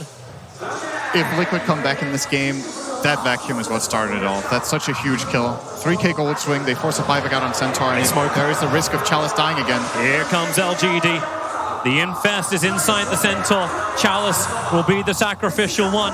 Rubik, he's just waiting on the edge. GH has Blink Dagger available, and Miracle, well, already hit. Somnus attacked over on the side. Centaur, you got a quick steal. What's going to be? Ice Path? No, it's going to be Dual Breath only. LGD so pressured around Roshan that even Roshan fighting against him. The Clamp is like, would you mind not fighting on my doorstep? Get off my lawn. The Stomp, it won't connect properly. Macropyre is down. Roshan, 1.5k. If Liquid are going to jump, they've got to jump down. The TS trap gives the information. Stomp has actually got the Aegis, the Immortal. The back, pull him away for GH. Here's your grab. They get the stun. LGD, Aegis and Cheese both being gained. The Cheese is on the Lifestealer. Aegis on the Huskar. Now they have a Soul Cuirass and a ticket to push down the lane. They will look for this Tier 3 tower and Tier 2 tower in mid. And what does Liquid have to defend with? They have Miracle too far out under the Tier 2 tower. He'll turn for the stun onto the Lifestealer. But remember, he's got the heart. Army doesn't care about taking damage. He even gave the cheese over to the Centaur. They push so fast. They have 2 siege creeps here as well. Yep. Up they come on the Tier 3. Rubik still doesn't want to buy back. Mind Control creates a couple of copies. Turn Arme and Somnus against its own team. Miracle looking to turn on the sound as here comes LGD through the mid. Rage has already been burned. Templar Assassin's not joining this fight. Weeha's on bottom lane, still trying to push a Tier 1 tower. The back, once again, Mind Control Control, he pulls up life still in the grab from GH. They want to hold him there, but the BKB still battle from Arme. While he's got the rage down, Somnus stands his own ground. Remember, he's got the Aegis Immortal. Will it burst? He's firing up the way. They give him the life. The only big spell committed here is the God Strain. Weeha's waiting, too close. The sentry ward was planted down. They saw his melt trap instantly disarmed, so Weeha couldn't attack. God Strength is now on cooldown for a full minute. LGD, they might want to press the issue, knowing that this is off the table for Liquid. It's a big part of their damage. It's what makes the vacuum combo so strong. They're backing off for the moment. Yep. Fresh items. Vlad's for the Centaur coming out. You do have a finished Solar Crest. Mind Control managed to get the Courier up and around LGD in order to get that back into his hands. LGD have the time. They have the Aegis, they have the cheese, but they also have this insane life stealer to be the front liner. Miracle is waiting up the hill. Surge him to get him away. They start the damage over into Somnus. As you said, without the God Strength, they have to work a little bit harder to get the early damage in. Somnus stands his ground, pushes him back. There's another disarm. Arme, they take the tier 3 tower. Somnus is low. Arme's close. The Mel Strike will also connect. Low on armor, but Somnus still stands his ground. There goes your melee racks. You see just how ineffective Liquid are until they pull him back with the back. Under a bell. Holy shit! Chalice! He gets the jump with the fall on Ice Bar! Liquid totally caught out! Somnus is low, but he's still got the Aegis! They haven't burned through it! The BKB protects the 4-star! FY! He just grabs Somnus, pulls him away! I got your back! And here we go! A reinsert! The Stormbolt! The 3-man stop with the ET splitter! Miracle needs to hit! And now he can do so! 2 heroes down! Sentinel dead for a long time, but Arme will still stand his ground! He doesn't have the Aegis Immortal, but that's why you got him from Somnus! He'll come back to life again! And Weeha, where's your extra damage? Now he buys back the Mel Strike! How much knives have they got? Double 4-star! The support from LGD working so well for Team Liquid! They need to hunt a little bit more! Somnus puts them away! They have the damage from range! LGD, you do take the mid lane of Rax! The buybacks are heavy! And when I say heavy, I mean heavy! 4 heroes fought back! Only Darkseer avoided it. But Liquid sort of hold. They need to get something big in return here. If you can force buybacks out the other way, the game is still blown wide open. Was the cheese used in this fight? No, it's still on Centaur. Centaur never got it off. That could have made such a big difference. They get a buyback out of Xnova. It's not the best, but it's something at least. And Liquid, they will not pursue high ground. No, they're worried about getting caught without their buybacks, and the game just ends. So they're going to settle for bottom tier 1, mid tier 2. And someone will need to farm up that bottom lane. There's a lot of money down there, but my God, Mind Control. How does he make this hero work time and time again? He's able to reach with these backs and pull LGD into positions they don't want to be. The plus 75 vacuum AoE here also obviously assists, but always getting that one hit, just Chalice maybe a little bit too far forward. Beautiful. The Demon Head just coming towards Miracle. Yeah, he's going to go MKB. It's the right item in this game for a couple of reasons. First of all, there's a Halberd on the Huskar, so he has evasion. The Lifestealer has evasion talent. And then Lifestealer is also going Butterfly, which Miracle doesn't know for sure yet. He's only seen the Quarterstaff, which could turn into a Bloodthorn. But it is a butter that Ame's thinking about. I love this from LGD. They 4-man smoke up before you get the Huskar up, but Huskar TP's out and then goes underneath an Observe board. Oh my God, that's Ags. All right, cool. Yeah, FY is pretty farmed. Yeah. It's the same net worth as the enemy Darkseer. Uh-huh. Darkseer, okay? Man has the same net worth as Darkseer. Minute 40. A hero that has twice his CS. And now, if Liquid group up without that immunity, they're going to get hit pretty damn hard. A level 3 finger with the +5 buffs. Lifesteal level 25. Sven level 25 takes the God Strength. Lifesteal taking the Rage duration. No surprises there for either. So that's now going to be, 26 seconds worth of immunity for Arme. Beating into the tier 3 tower. Team Liquid still wondering where this fight's going to come from. Arme just doing it all himself. Sven doesn't want to fight, not until they get the combination. Yeah, he needs the, he does have the MKB. Okay. Now you get the meld hit bash as well from Weeha, so they get a little bit more control. Without the buybacks available, Darkseid is the only one who has it. That's why they just buy up their items as quickly as they possibly can. But once this wall runs out, that's a big tool gone for this defense for Liquid. It's going to be a huge stun. But to catch Lifestealer without both of his immunities, it's unlikely. But LGD, they're giving respect to Team Liquid. They're not just going to barge their way up. Not yet. So another butterfly being purchased. This one is for Weeha's TA. Also level 25, as we mentioned, with the melted bash. So has overtaken Somnus by a level. By the way, Somnus' level 25 is important in this game. The pure damage burning spears could be a big difference maker. I'm assuming he will take that and not the attack range, but you never know. Attack range is also really strong. It's a lot of range, 175. Yeah, keep your distance from that combination of Team Liquid. Yeah. Liquid are coming out, just try and force the lane and give just that little bit of extra farm to Weeha. They're still trying to wait out the 3.5 minutes. That's how long their buybacks are left on cooldown. And fighting inside the pace feels like the best opportunity. I don't think GH has a steely one side either. Open wounds. They might be able to increase their sustain if they can just get... Oh, Centaur caught out by that. Maybe the easiest one.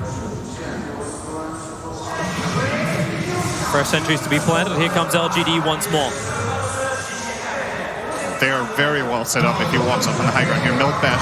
Oh, pick him up, throw him down, connect with the stuns, and the backup. Lifestealer instantly explodes, and now Team Liquid. G8 wasn't able to steal. It's going to be the Ice Path. Buyback came in so quickly from the Lifestealer, but God Strength has been burned.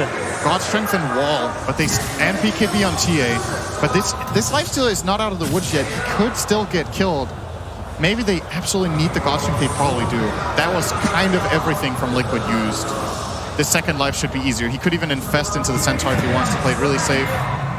Send the clone out. F1 can get rid of that quickly. The ET stomp maybe a little too early from Kuro. Doesn't slow down the wave. But pick up Somnus. Throw him away into the wall. And then the follow-up Ice Path fortification has to be used to try and dissuade our main.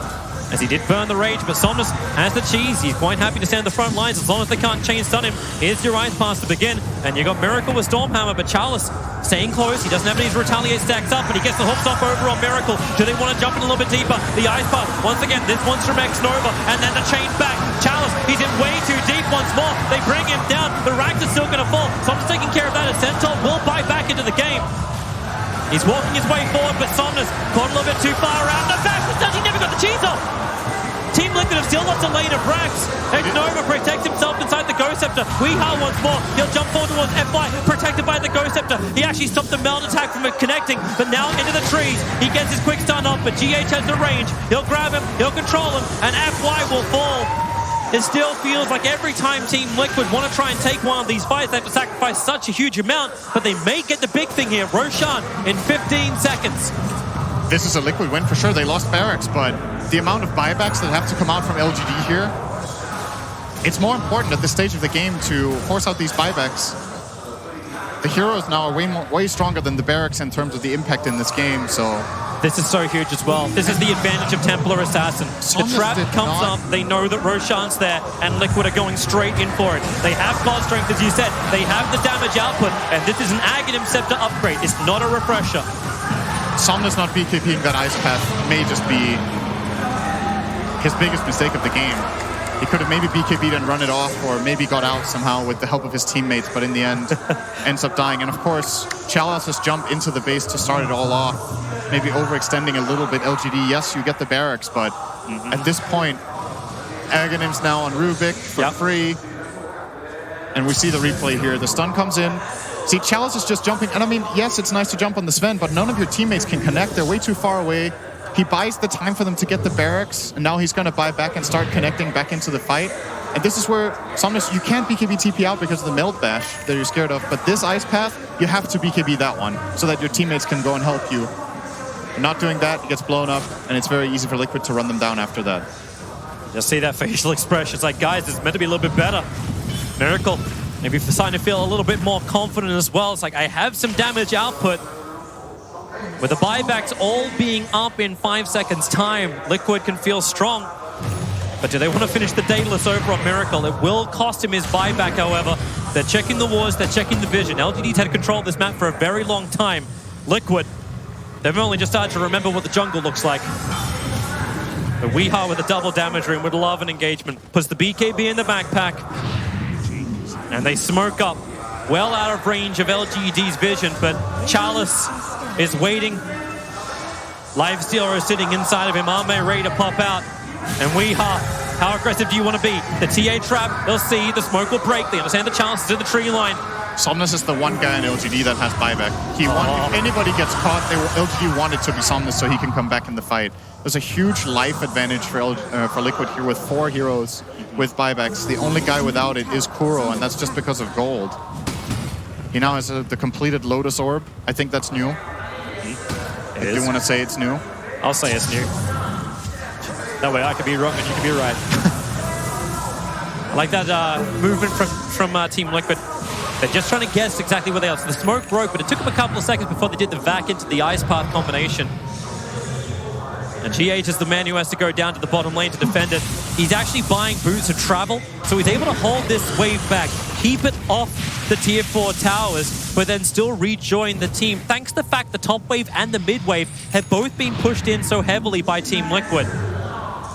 He's going to travel top now. Liquid want to make a move. But the creep wave's still inside the base. Yeah, this is very telling, the fact that GH left. I'm surprised he didn't push out this one extra wave first before traveling up there, because they're baiting. It's not rocket science what's going on right now. It's super obvious for LGD. And the TP has to come home. It's Weehaw who TP's home this time. He'll buy his own boots of travel. Just one after the other. Yo, guys, we need someone who's a better clearance than just the Rubik. But it still feels like GH is critical to the initiation of Team Liquid. It's either the VAC or it's the telekinesis. Yep, and the stolen ice path, which has finally now expired for GH. Is there anything else he can steal that's cool this game? Stampede would be great. It's an Ag Stampede for him. Yep. Obviously, you'd love Finger of Death with the VAC wall combination that they currently get, but that's a little harder to grab. Yeah. You'll still take the Earth Spike, because that's going to be your Ravage. Yeah, it's decent. I still think Ice Path is the best spell to get. If he gets that, he's super happy. Ends up stealing in a fire. Like, every spell can be useful in the right conditions, but the chance of that being useful compared to Ice Path is... It's like watching Rubik steal Exorcism. It's like, well, I've got to stay on the front lines now. I don't think I like this scenario. All right, so Weeha's taking care of the bottom lane. LGD with good wards here. They know exactly what's going on.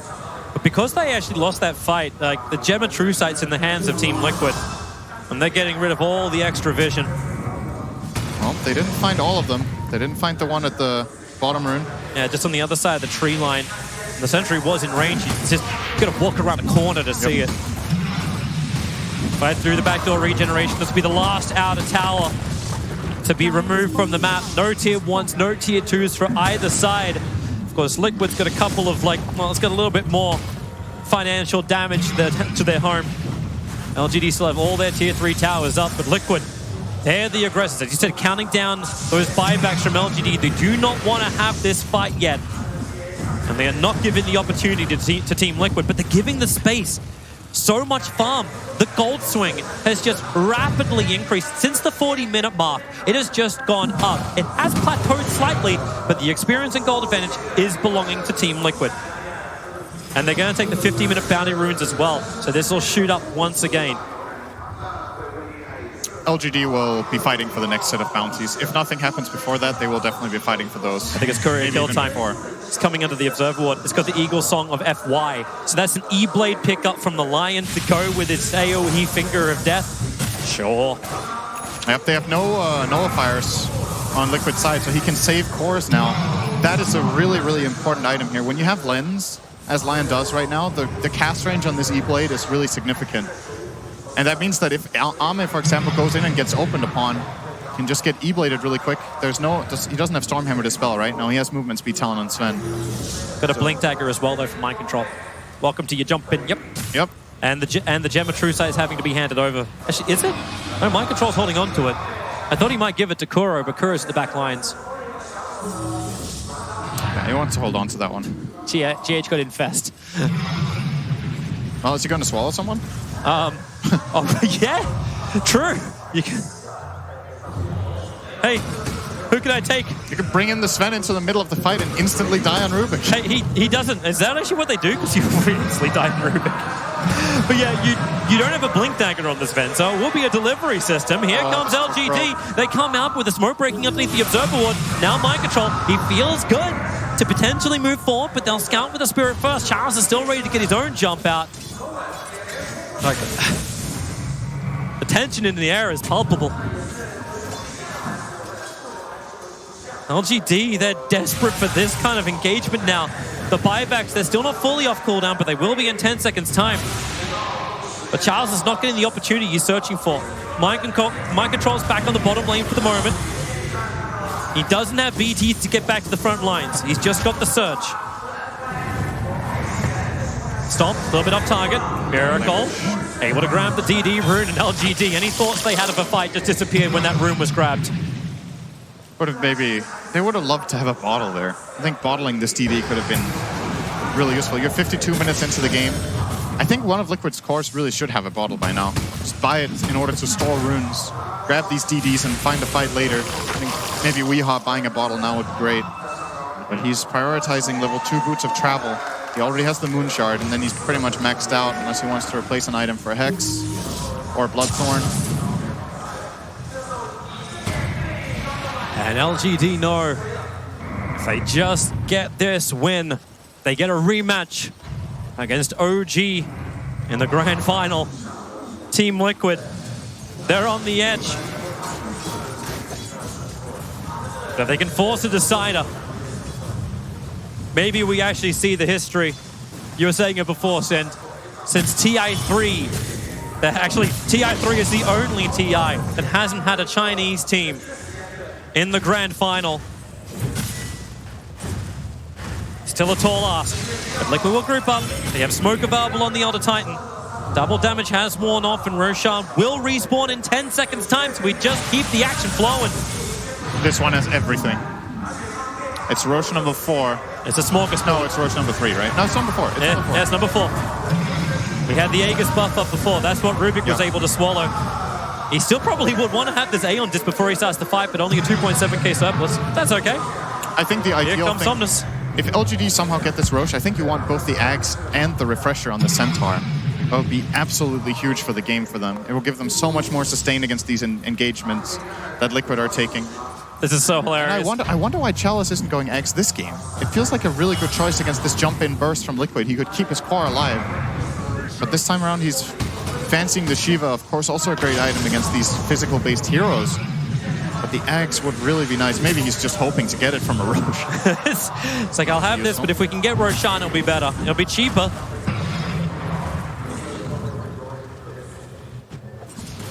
All right, so finally, GH.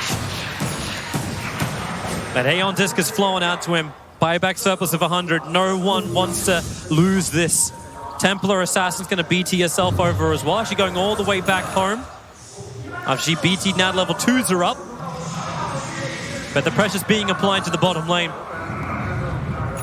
And now there's the potential for GH to bait, actually, in the coming fight with this Aeon disc. If he gets jumped, hey, he has the infest. You've got the delivery system. I mean, I would love to see it, but I don't think that's going to happen. But he would be able to instantly, after the disc pops, he can force step away and use the cheese if he needs to maybe bait LGD out of position, maybe make them use a BKB or 2, and then they can take the fight from there. This is actually so stupid. So GH will go to the bottom lane. He's pushing the lane out with a Fade Bolt, wants to grab the 55-minute bounty runes. He's a little bit careful about going for the others. They Radiant Scanny, because the stupid thing is, for the last 5 minutes, just like the last Roshan, both teams know exactly where the other team is. I'm on my high ground, you're on your high ground. Together, the two shall meet at some point. But the some point is the question mark, and hey, GH is back. It's amazing that Liquid have kept that shrine alive. Like you're down so much of your base and you still have the shrine behind Roshan. It's actually crucial that that shrine is there. And I think it's a mistake from LGD that they haven't managed to get in and take it at some point. There must have been an opportunity at some point to get in. LGD will smoke. They're looking to do their own wraparound. Miracle in the meantime's cleaning up the wave. I'm seeing 6.8k on this Ven, a 3.2k surplus. The wraparound behind, Observer and Sentry are there. The smoke will break instantly. Reaction, GH blinks the other side. A quick pickup over on the Husker. Gives himself a double stump, but they do not want to fight this one. Still Liquid. Roshan is still the primary objective. LGD know they were vision up on the high ground. Sven protected by the Lotus Orb. Lets them be on the front lines, but they found their target. Weeha on the other side of Roshan. Instantly exploded by the finger of death for that fly. It was banged up, but now the TP come forward. Somerton super rough. He has the cheese. He has the Titanic. They just need to keep control, but the E-Blade protects him for the moment and gets him with the charge. They move themselves further away from the ET split of a miracle. Where's your damage? Charles with another double hooks up. Delivering in the life stealer. Will feed through Kuro. The Fable control. Huskar goes down as well. They're still battling underneath the shrine. Darkseer, you need a little bit more life for this, but the wall, they actually get a good couple of copies, but where is your extra attack? The Fable into Centaur. The follow-up stun is there from GH and the Ice Bar. He can just chain this control over on the Centaur. They're waiting it out as long as the sleep will last. Centaur forced up, but still inside the Ice Bar. Jakiro pick up, thrown back down again. Another two-man done, combining with the Storm Hammer. Liquid, they're able to just continue to chain. Miracle, he needs to attack GH. It's the control dot. The triple kill for Miracle. The finger is split down from FY. Maybe they get a little bit more. They want the chase. Searching forward. Arme, FY, the Ice Bar just an inch away from him, but GH wobbling himself forward. The rest of LGD, they've returned towards the fight. Now the Storm Hammer. Miracle catches two. They need to see him, however. FY, he's the primary target. The Ice Bar from GH. It controls the life for the moment. Get rid of that pesky little demon. They move over now towards Chalice. Still on the run, but underneath the Sentry Ward. Chalice will go down. 3 heroes without buyback. Team Liquid, now they have an opportunity. They can go for Roshan. They need to clean up their home and then push down towards LGD. And I think there was even a moment you didn't get to see on camera. FY was chasing Miracle up the high ground over the Roshan pit to the south. Miracle had 200 health. Lion goes for the blind stun up the high ground, misses, and Miracle turns and kills him from full HP with a crit. You have an Ags upgrade over on Sven. Hand of God, that fight took so long. The Hand of God's off cooldown in 10 seconds time. Everybody get a buff. Oprah, eat your heart out. And it's that shrine advantage. Liquid have the high ground and they have the ability to reconnect easier. He grabbed the creep wave through the bottom lane. He's actually beating into the Liquid base. Liquid want to push. They don't want to have to be coming back right now. But he's going to start beating at the tier 4 towers with the double damage rune. He is quite a problem. Still has the BKB with the raid. Army is trying to do this solo. He'll take the first tier 4 tower. He'll look for the second. TP's coming back. He'll raid. He'll try and TP out. He's got to wait now with the BKB. He can't actually get it. He has to wait. There's your stun. Now they need the damage skill. Army, he fast into a creep. They can't be denied. But Liquid, they're going for the throne. They're going for the tier 4 towers. LGD, they don't have the numbers. Lifestealer still trying to do this solo. But Weeha finishes the job. Buyback instantly available for the Lifestealer. The Ice Bar is good control from X Nova. They need to actually bring this down. The Fortress, the Ancient, is finally going to die. GG is called. Liquid have done it. 59 minutes. They push back against LGD. And force a deciding game for the TI9 Grand Final slot against OG. That was an amazing game. There's so many things to talk about in this game. I think all the way from itemization, individual plays, big decision making, I think in the end is what is going to cost LGD this game. The mistake on the enemy high ground bottom, Chalice going in too deep. The fight that they take here toward the end by not having eliminated that shrine, fighting around that area where Liquid are inherently at an advantage. I love watching Team Liquid. They started this series in their booth, actually trying to get this crowd to chant out, "Let's go LGD." As they walk off the stage, they're like, "LGD, LGD." But Team Liquid, they are most definitely doing it, giving us one hell of a display of Dota back against LGD as they tie up the series 1-1. There we go then, all tied up. Only one thing better than the lower bracket final on Championship Sunday, and that's a lower bracket final that goes to all 3 games. Yes. I am so hyped after the end of that. I was like, whoa, what are they doing here? I mean, it probably wasn't going to work, but it was worth a go. There's nothing else they could do but what Armo's doing at the end, hats off to him. Yeah. He's trying to buy some time. It's ballsy, but there was nothing else they could have done at that point. The stuff they could have done was the first 30, 40 minutes of the game. But PSG.LGD... That could have been very different. Yeah, they're going to be kicking themselves a bit about how that one turned out. Absolutely, yeah. Because it looked great for a while, didn't it, Cap? You're thinking, they're looking great. Imperious, they picked the right heroes. It's the right game for them. They're ahead by miles. It's going to be a 2-0. They got what they thought was the game-winning last pick in this Huskar, the counter to the Templar Assassin for the first half of the game. That's how that matchup, it's even worse than it used to be, especially with Huskar now being given this free disarm as well. It's just such a hard matchup, but Liquid just managed to persevere through that first 30 minutes and slowly but surely started changing the game until LGD, I think, eventually just cracked under the pressure. That bottom lane push was something else. Everybody watching that knows that that is not going to be the right play, especially with Roshan coming up, with the buybacks being used.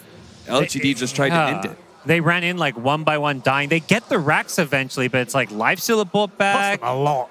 It was all over the place. That was a very poorly executed push. That said, Grant, we haven't seen that many mistakes from either of these two teams in their last few games, but a couple creeping in there. Yeah, definitely. I mean, you can feel the pressure getting. It felt like they had the game won, right? You already had one of the racks down middle. You're taking those last two bottom, and then you just overextend a little too much. And then we saw some of the Roche fights, like mind control, that one vacuum onto the hill, just slowing down the Roche fight. Liquid was just doing one by one little things, and they started adding up. And once you get to 25, the level 25 talents in that game, Meld, Bashit, and AoE Surge are completely game-changing. I love the fact that you brought that up because Brian is waiting to explain exactly what happened in that turnaround. Brian. A lot of people say that the graph of a Dota game says it all. And we're going to pull up the graph of that last game, and we're going to see here that LGD was looking clean the entire way. And we're going to pull up the clip of exactly when it turns in Liquid's favor. You guys talked about the high ground fights, but these aren't a sprint. These fights are a marathon. They have all their buybacks prepared for Liquid. And I can't even talk for the entire duration of this fight because it lasts such a long time. But they're going to get a lane of racks off of this on LGD. But Liquid, backs against the wall, game 2, elimination, down by 13,000 gold, 37 minutes in the game. And LGD looks like they're going to get scot-free here. They take the lane of racks. You're going to see here that they retreat. And what's going to end up happening here is Chalice is going to look to reinitiate on Centaur. And I don't know about reinitiating into 2 buybacks already from Team Liquid. And this is the beginning of the end, I would say, for LGD, as they get what looks a good counter initiation onto the Rubik, but he has buyback as well. And this is just showing how hard it is to end these games and why heroes like Huskar have kind of fallen out of favor in this meta, just because one little fight like this, no matter how good the game has been going, suddenly what ends up happening after this fight is Liquid chases them down, LG on the retreat, and even though Liquid lost a lane of racks, they're going to get a Roche off of it, and the entire pace of the game goes in their favor. And that one fight is enough to show that, like, even though that was the turning point, the rest of the game is just smooth sailing for Liquid. There was an upward curve after that. Thank you very much, Brian. Yeah, we'll discuss the Huskar pick because it's an interesting pick for PSG. Probably not something Liquid thought would happen at the start of the draft. They said they did at the end of the draft, which is fine. Nahaz was actually looking at the stats between TI and Huskar, and surprisingly, perhaps, Huskar doesn't have a particularly good time, statistically speaking. Yeah, I think that a lot of those were going to be the old Huskar, where he didn't have the disarm, and the old TA, where TA actually had a better lane. You could deny creeps using the refraction damage, so the matchup theoretically should be more one-sided. Doesn't really necessarily look that way. At least, I mean, it's very early game. Huskar, sure. I mean, can't mention the first 30 minutes. I mean, I think he played it really well as well. There was several in that clip that Brian was showing where he's poking in and out all the time. He's taking the lane of racks. He's doing really well. He survived so many times. I think I said to Gods, like, what's that? Like the 6th time he's gone in and got out with like 100 health? He keeps like a Houdini back in and out. Eventually, he got caught out, though. Yeah, that was, there was a lot of incredible plays on both sides. Both Sandnes and Ame doing really good jobs with their heroes. Ame had some incredible armlet toggles throughout that game. But Weeha, I think, just a shout out to him at being able to endure such a hard early game. Yeah. And, once you're able to start making those changes, first it's the BKB, the game changes for you. Then it's going to be, maybe the MKB helps you out against the Halberd that you're going to be matched up against, but the level 25 talent really secures. TA, she gets a fresh breath of life, where she used to be considered like, oh, eventually she's going to fall off in the late game. But when you give any carry their own disable in their toolkit, they're going to be incredible, and that's what happens to Templar Assassin late game. And sure enough, PSG.LGD, I mean, I like this. I like that this is going to Game 3, not just because of the full series, but because it establishes well the narrative, right? That a lot of people would look back on last year and say PSG.LGD, they should have won upper bracket finals. They should have won the grand finals. They made mistakes. The pressure got to them. And the same thing happened in this game too. And will the same thing happen again in Game 3? Will it happen in the grand finals? Who knows? But this is an opportunity for LGD to be able to rectify the mistakes of the past. Okay, let's check in with some statistics. First of all, the MVP for this particular game. You have been voting in your droves for the MVP for game number 2. It's not FY this time round. He won game 1. It's Miracle, upwards of 30,000 votes this time round. So that's becoming a little bit more popular, isn't it? Keep those votes coming in via the client and obviously vote for the favourite or your favourite player of each game. Statistically speaking, obviously, this one was a bit of a backwards and forwards long game between these two as well. So you expect the stats to ramp up a little bit, and as usual they do. Some 41,000 for Weeha on the Templar Assassin, which is some big TA games actually at this event. There was I felt like it was a TA record set in the group stages. I can't remember exactly what it was. It was most last hits, I think, on a TA at TI. There's too many TAs and TIs. But anyway, it's in there somewhere. But yeah, I mean, stats don't really matter too much at the end of a big game like that. It's all about the momentum, isn't it now? Absolutely. I mean, some players obviously had great lines. You had Mind Control dying just once. You had Miracle putting up great stats, but teams aren't looking at who died, who got kills. Yeah. They're looking at the end result. And for PSG.LGD, you're thinking a win slipped away, and for Liquid, you're revitalized. You just played... No, stop. I want to interrupt you, sorry, but do you think they let that slip away? Do you think they'll be thinking that? Or do they think, actually, that was always going to be a tough late game? It was always going to be tough to break high ground, but they're the ones who had... the game control was in their hands. Sure. And they made the mistakes. Chalice particularly jumping in, reinitiating. Even when they're pushing the bottom lane, he's also the one who jumped in, forced a fight that they didn't need to force. Yeah. So very much so. Yeah, to me, that game was PSG.LGD jumping ahead of themselves. Also, I think some bad itemization as well on Lifestealer particularly. So do Liquid do it that way? Do they look at it and go, well, we got a bit lucky, guys, let's take advantage of that now? Or do they think, actually, we play really well, we played for the late game, we got it? I think they worked hard to be able to force mistakes out of LGD, frustrate them as much as possible, and when that mistake was finally made 2 different times in going high ground, they capitalized on it really well. They punished those mistakes, and you know, I feel like a little bad for Chalice, because I feel like if they don't walk away winning this series, a lot of people are going to look to him, and he had such a fantastic game 1 and game 2. Yeah. Like game 2, he played very well. 30 minutes. But it goes to show just like these little decisions, like just one moment in time can make everybody look at your game as just awful. And you know, that mid lane engagement, for example, he had a Lifestealer inside of him. That's not necessarily just all Chalice who's making that call, right? But he's the one who has to be the one to blink forward, and as a result, he's going to get a lot of flack for it. That won't matter if they win game 3, though. All would be forgiven, I'm sure, by the LGD fans, who consequently are with Casey and Slacks right now. Well, Casey and Slacks are with LGD. Whatever. Guys, are you enjoying yourselves? We are, but I think we are here to help re-energize the crowd, give some words of encouragement, right? Yeah! Okay, what did you think of the first couple of games? It just... you know what's cooking? Boom! Very nice. Very nice. Liquid. Liquid. Very nice. But I want LGD to win. Okay, all right, I like it. You're just lounging over here. What are you doing?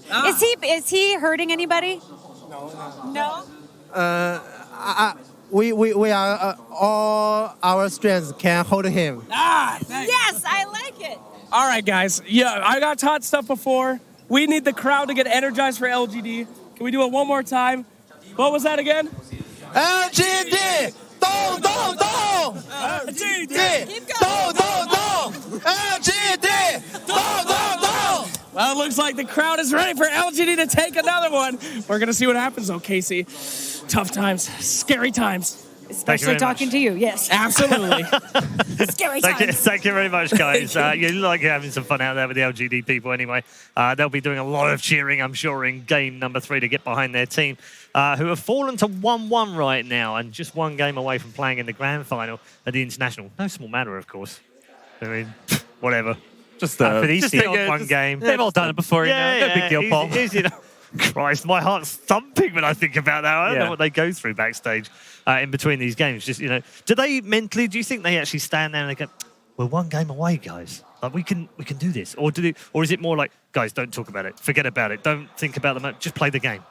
Which way would you guys prefer to be? I feel they definitely say, like, don't think about it, whatever, but in the back of their mind, they're like, oh my goodness, but it's a BO. It's a BO1. Yeah, exactly. Right? Oh no, it's a BO1. We might get meepoed or something. Like it's in the back of your head at that point now, because it's just one game, and who knows? It's a lot of money. I'll tell you. I'll be honest. I'm a choker, so I would much rather have as little pressure as possible on me. Cap, it's just I would just be like, hey, you guys are just going to go out. You're going to have a fun time playing a pub. Yeah. Grant, are you a choker? Nah. You played competitively? Nah, I was pretty good. You know, I was always a support player who just died and played Sword, so I knew the blame was never on me. God? I get very nervous. My very first LAN final I played in Australia, my legs were shaking the entire game. You don't strike me as a nervous guy when you play. I always think of you as super calm. I was like the captain of my team. Everyone's looking at me. I'm just like, I'm shaking. And they're just like, oh shit, we're going to lose. they didn't tell me the time, but afterwards we actually won. They were just like, wow, I can't believe we won. They're looking to you for inspiration. And they look over, they're like, this quivering wreck. Oh, God, we're going to lose. There's a reason I'm not playing up on this TI stage, Paul, let me tell you. It's tough however you look at it, isn't it? For both sets of players now. You know, PSG have got that nervous kind of, oh, God, we lost the game. We perhaps should have won. Liquid, on the other hand, are kind of like, we've been given a second life, guys. Just enjoy it. Go out and play. Could be either way, couldn't it? Yeah, it could also be Liquid like, oh, maybe we should have lost. Maybe LGD's the better team. Oh, God. The dread starts sinking in. It all just comes down to, I think a lot of it is, you know, I think draft for the third game in a series is always so scary. Right? Because you never know where you're going to get that last pick. And that's where like a lot of that... Are we going to get Meepoed? Are we going to get Bruised? Yeah, something like that crazy. So much emotion goes into that last pick and like, oh God, do we believe in our drafts? Yeah. Are we going to be able to pull this out? Do they have an advantage? Is this a 70-30 just based off of draft? You know, there's so many things like that could happen. Yeah, because both teams did it, right? You had a TA, which I saw one other game, and then you had a Huskar. Like neither hero have been played like at all this tournament, and they just decided to pull it out on the loser bracket finals. Yeah, it makes you wonder what they've got for the third and final game, doesn't it? I'm sure they've got something, right? I was going to say, is it going to be something crazy like a clock? No, they probably want to win. Poor Clockwork. Poor Clock. I think it's time we get our teams back out here into the arena as well for game number 3. If you're just joining us, welcome to the International 2019, the lower bracket final. We're all tied up at 1-1 between Team Liquid and PSG.LGD. The entrance to the arena, back in front of the adoring Chinese fans, pinning their hopes on LGD becoming first-time TI winners. Or are we going to get an all-TI final? TI final. You know what I mean by that? They've all played in the TI final before. Yeah. I had to clear that one up, though. It's a mildly confusing statement. As these gents will get themselves settled, we'll get some more thoughts in just a moment from our intrepid crew here on the panel. But first of all, let's check in with LGD as they spoke to Casey pre-tournament. 那去年的 DPC 排行榜，老干爹是排在了第6。你们对于去年一整年自己的发挥和这个成绩还满意吗？就我个人而言的话，对自己一整年的发挥都不满意吧。然后整个队伍的状态，就可能因为一些之前的影响，就肯定是整体来说都不太好嘛。感觉每个比赛就都没有发挥好吧，打得不是很好。今年一整年都就一般吧打的。那其实感觉这一整年很多选手都有比较大的进步。那你们是否觉得在 TI8 之后，心态上面有没有一些什么进步？心态肯定进步的呀。这一整年其实挺难熬的，对吧？那有没有一些比较开心的瞬间？要说的话，应该是 VG 夺冠的瞬间吧。我们是 VG 老粉，我是 V 坤，是 VG 夺冠，我们很开心。替 VG 开心。虽然去年一整年都很难熬，最难熬的时候是什么时候？就有一段时间 maybe 就逃了，回去结婚了，我们非常非常难熬。就是在队伍人员不整齐的时候，就会觉得稍微有点难熬一点。但其实那个 Major 你们打的成绩还可以的。是这样的，当时就感觉还蛮有希望夺冠的。查理斯一直在点头。你怎么看那段时间？那个罪魁祸首就是我，别说了。主动背锅是不是？那问一下，去年有哪个人的哪句话让你至今还记得？就是开始选人了，搬完了，准备1、2手选人了，他突然问了一句 ：“FY， 这把炸不炸？”就转头站，这把炸不炸？那把就。他问，那其实老干爹虽然说拿了第6名，但是前面的5支队伍都是很强的队伍。你们是否还觉得自己依然是一支很强的队伍 ？VG 最强嘛 ，VG 跟那个秘密独一档，我们就靠后。我们在采访 VG 的时候，他们说跟老干爹打训练赛河道都过不去。乱说了，我们一看就是造谣。就我们一过河道就被他们5个人冲出来乱杀，就我们就是训练被他们打个什么10比0这种很正常。就我们的训练就是被 LGK 操盘，就是都在他掌控下，他想让我们输就让我们输，想让我们赢就让我们赢。就我们出发前 LGK 都特意来说了一句：“你们要谢谢我抬了你们一手，就没把你们打得很惨。”事实上就是我们根本没怎么赢过他们，真的很恐怖。现在看到他们，我们都在发抖。那再次来到 TI， 2个人是抱着什么样的心态过来的？肯定是抱了一点积极一点的心态嘛，就不能说想着什么复仇这种，就是你要复仇，你要向谁复仇嘛？还只能向 OG 啊。但是 OG 呢，怎么说呢 ？OG 当然也很强啊，对 ，OG 当然也很强。反正就不能抱着这种心态，肯定要抱着一点正面一点的心态，就抱着这种负面的心态打比赛不太好。我们在来之前看过一段 FY 的采访，他说他自己的心理预期是，只要不拿第2名、第1名，其他任何几名都可以。你们怎么去看待？你的心理预期是什么？没有什么预期吧，因为你有些队伍训练不到，然后你对那几个队伍评估也不太确定。认真来说的话，你也预期不了，但肯定就是越往上越好嘛，就排名越靠前越好，肯定是想着去往冠军那边靠嘛。那这次 TI 在中国不同于以往。除了好好打比赛，你们有没有一定要做的事情？没有吧，打 TI 肯定就专心一点吧。好，那我们也希望老干爹能够打好自己的，好吗？谢谢。谢谢。I'm mildly confused after that. Chalice said in that interview that his expectation for this TI is that they wanted to be closer to being champions. I'm not sure how much closer you can get losing 3-2 in the grand final last year to actually be champions, so they have to win it. Sounds like it. He's beat. Well, FY said he wants to get anything. First or third's fine. Yeah. I don't think I want to see him finish third already. I'm already on board the FY train, and I know we've got a few of those in the talent room as well. Time to head in to game number 3. PSG.LGD versus Team Liquid. Game 3. This series is going to decide who gets to play in the grand final, a $20 million series out of our $35 million prize pool. And really, this one's also very exciting because it's totally going to shape what that story looks like. I mean, right now, you know, LGD, they definitely had a tough year, but it still seemed like their destiny to take TI9 here in Shanghai. Are we going to see them get the rematch against OG, or will Liquid continue the longest losers bracket run in the history of TI? Kyle, I think when we watched that last game, it was pretty clear that LGD suddenly started to play with a little bit of hesitation. Oh, for sure. You could see even just with the item choice, Lifestealer going Heart and Butterfly, no MKB, like you'd have no Abyssal, the damage output just slowed down, and in addition, they just didn't seem confident sieging the base, and if there's anything you gotta do at this level of Dota 2, it's play to win the game. Tidehunter first pick from Liquid, you got to look at Rubik as a follow-up from PSG.LGD. Yeah, Tidehunter, I want to talk about this hero because between these two teams, they are 7-0 with Tidehunter at the main event. So what better hero, I think, for Liquid would you want to going into the game decider? Yeah, and you mentioned Rubik, Kyle. I know that this is a hero that is definitely always a talking point up here at TI, one of the most picked heroes of all time. Hello, Rubik.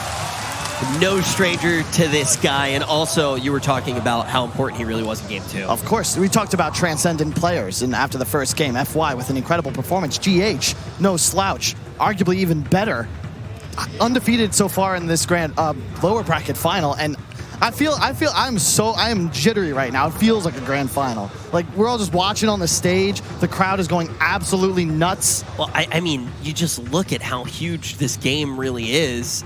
When you look at this team and how much pressure is going to be on them when you're in an arena filled with what? I think it's 18,000 people here today watching LGD. This is who they want to win. If they don't make it, I think it's the first time since TI3 that there hasn't been a Chinese team in the grand final.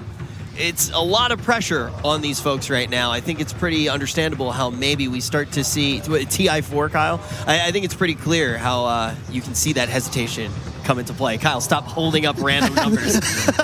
We've talked about the pressure, and we saw in the player cam before this game started that we was playing in a practice lobby doing Blink Meld Strikes with TA, and but like throughout the draft book, you know, just pick what you know you're going to play your best game on. And a hero that we've pretty much seen exclusively 9th, 10th this entire tournament, including the group stage, suddenly a first-round TA. Obviously very good against Rubik ET. Neither of those supports really threaten you that hard. You jump on ET in the back lines, which is like a really important thing to do when you have this ET counter initiation. But damn, to have the balls the first round of TA. But this is what they did at their best performance at a major this year, right? Going back to Disneyland Paris. They were always comfortable just taking Wii's hero early on. He's a TA, a Wind Ranger, a Meepo, Tinker. These are his comfort heroes. And if you think about the rest of the Liquid lineup, Miracle and Mind Control have like they are incredible at such a large array of heroes. I think that they're the ones that you would want to have that versatility that you get at the end of a draft. Now, I also do want to talk about that stress that's coming into play. You guys obviously talk about being on a comfort hero, having that ease of execution in your back pocket as well. But let's just look at the tournament runs for these guys. Obviously, we have a lot of experience up on the main stage. Even when you look on the side of Kuro, the most games played out of any player in the history of TI. He broke 200, passed Puppy after eliminating him. I think Puppy only got to 198, so very, very close there. But you look at what their tournaments look like. LGD never really had the pressure on them. They had a fantastic run through the winner's side of the bracket. Liquid has been in the flames the entire tournament. And this is a situation they've been in before. Yep. They have been up against elimination in the lower bracket multiple times, and they know that at the end of that journey back at TI7, they were the inevitable grand champions. PSG.LGD, it's a different story. Like, you don't have that same belief that in the end, maybe you'll persevere, you'll win that title. You don't have that same comfort that you've been there before. This is crazy. I think that the Rubik, though, you've got to be feeling good if you're FY. Like, if you're a PSG.LGD fan, if you're just a Dota fan, if there was a hero you want to see him on in Game 3, it's this one.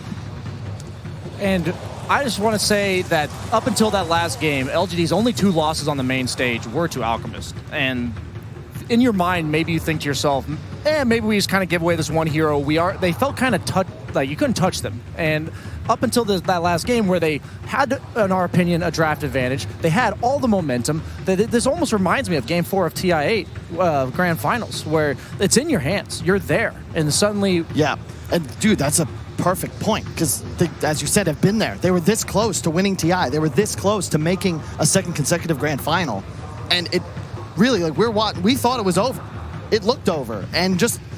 if there's anything that kills you in this game, it's hesitation. It's the same in life. You've got to act, and just a couple minutes of mistakes, and all of a sudden, Liquid have a chance to come from behind in what would be one of the more incredible series turnarounds I've ever.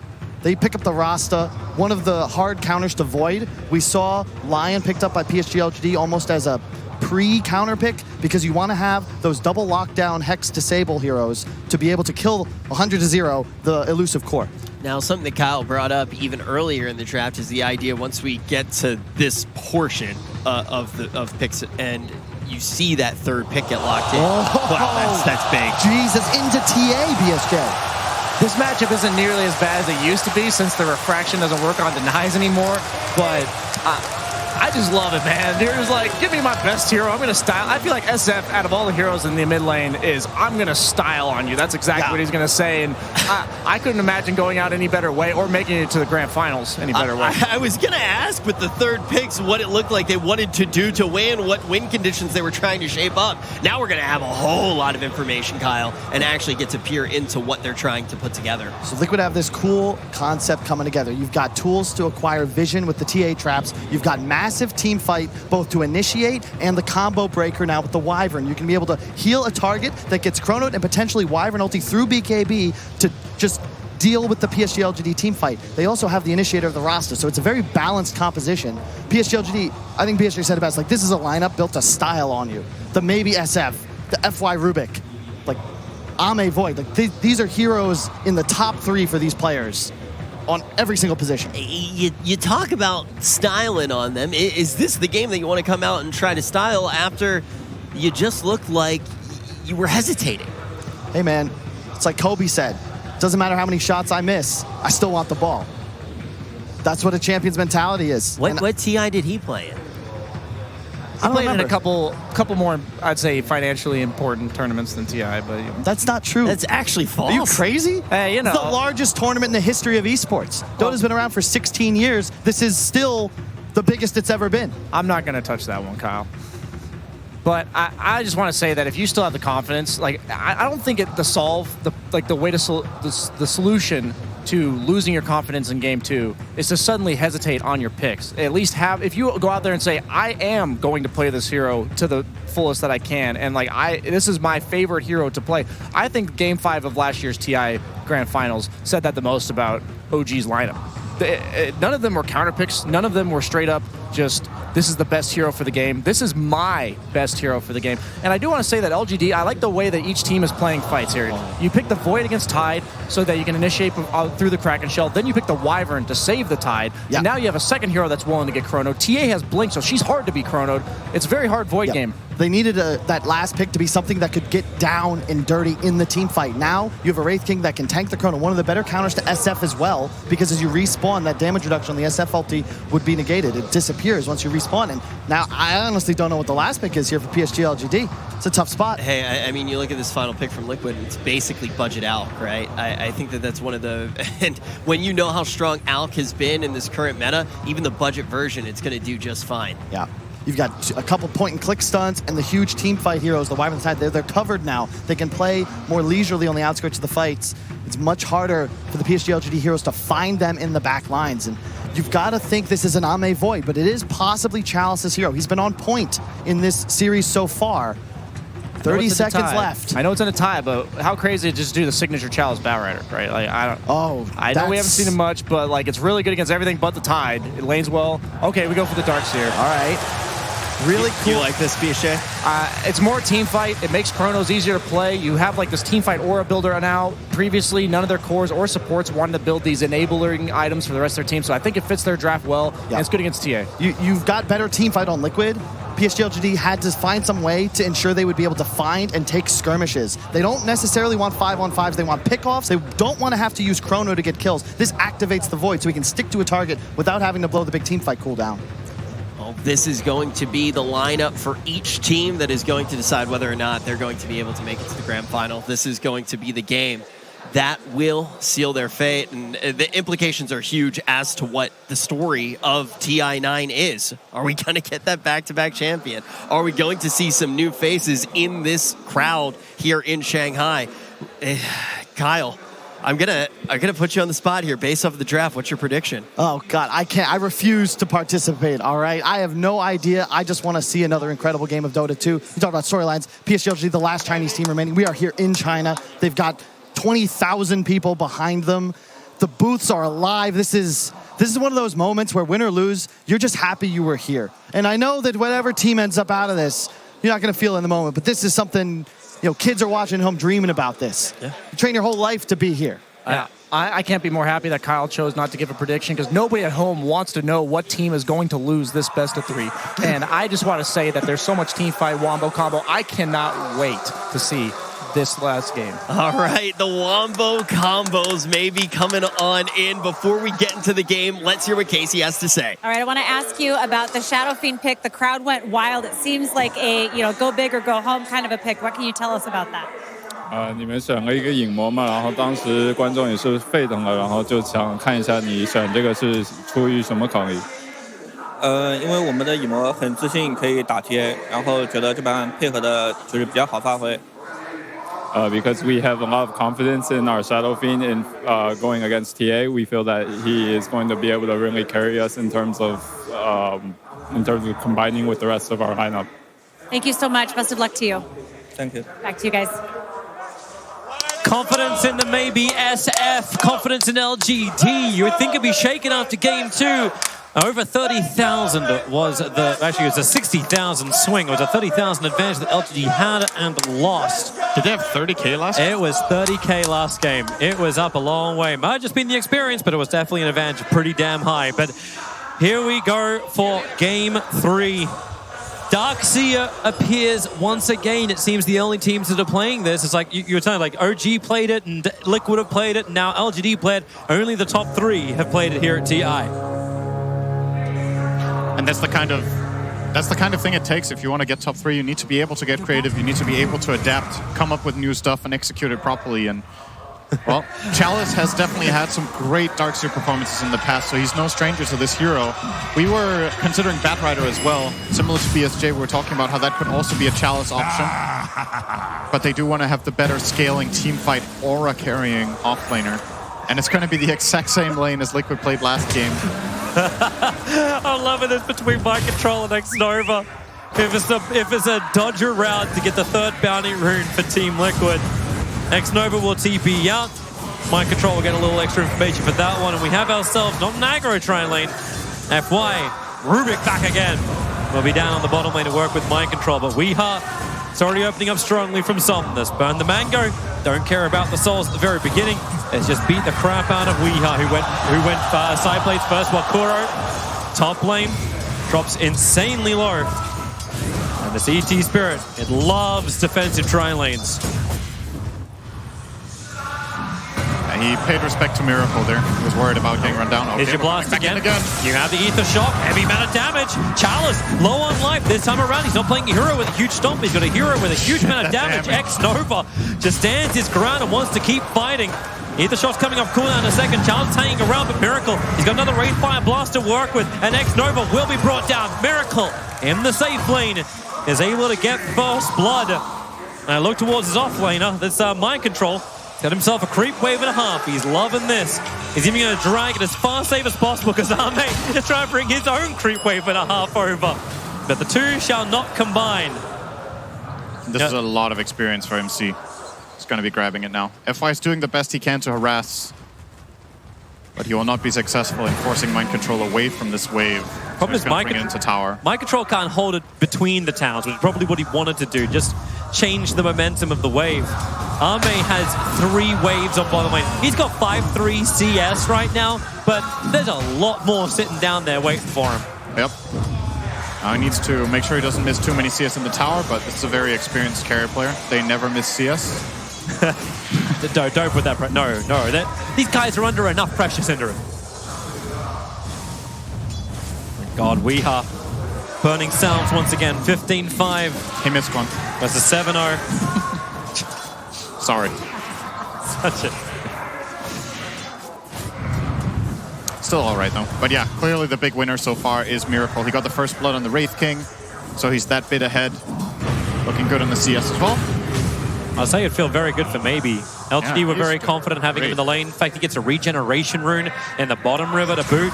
That's even better for him. But we've also seen Weeha having to play up against a Husker, gone jungle, slow recovery, wait for the right time to fight. And how do those fights actually look? The laning phase, it can be a little bit more passive for the moment after the first blood. How's the team fight meant to look if you're looking for the best one here from LGD? I mean, the dream is obviously a vacuum into ET Stomp or a vacuum into Chrono, right? You have a couple of plays that revolve around this vacuum, but there's no clear, easy initiation apart from landing a Chronosphere. And at this level of play, it's hard to get good ones out of those. So that's definitely something LGD will have to think about. Maybe you go Yules on SF. How do they play around things like the Winter's Curse? Yeah, it's tough. I think the Winter Wyvern pick in this game is excellent, and you have to find either a solution where you get on the Wyvern or you have so much magic damage that whoever you chrono ends up dying even through Cold Embrace. That's something Shadow Fiend is good at doing, at the very least. But it is definitely imagine position. I'd say level of execution required from LGD in this game. This is the hardest lineup to play that they've picked in this lower bracket final. X-Nova dragging the creep wave. GH doesn't want anything to do with this. Be put to sleep quickly. Kuro is making his way over to Chalice. I'm seeing Shackles available because the stomp's been used by X-Nova. Miracle can come over as well. He'll create the army of the minions, and Chalice wants to surge himself away. But it's already too late. Miracle finds the kill. There's a huge army coming his way too. Kuro, no other control, but down on bottom lane. The Tidehunter will go down as well. Is there another stun? There is. Miracle chalks up another one. 3 in total.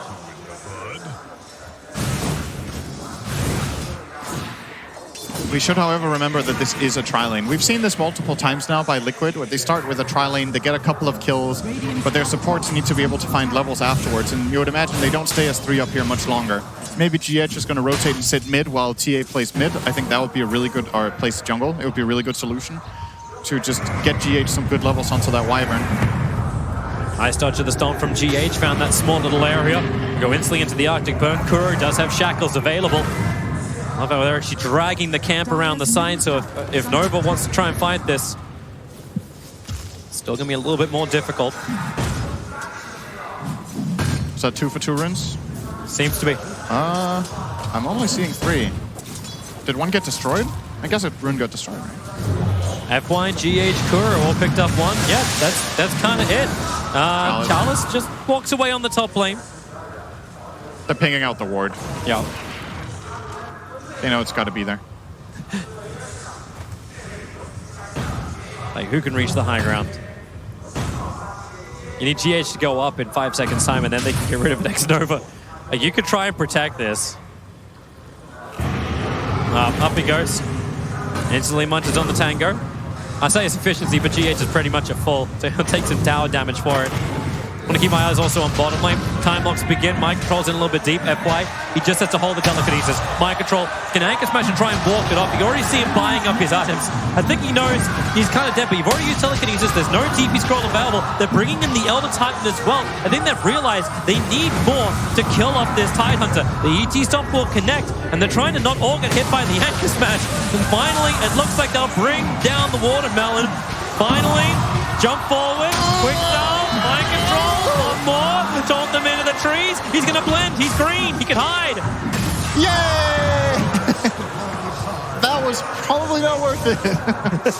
But at some point, the human element kicks in and you're like, we can't just kill this guy.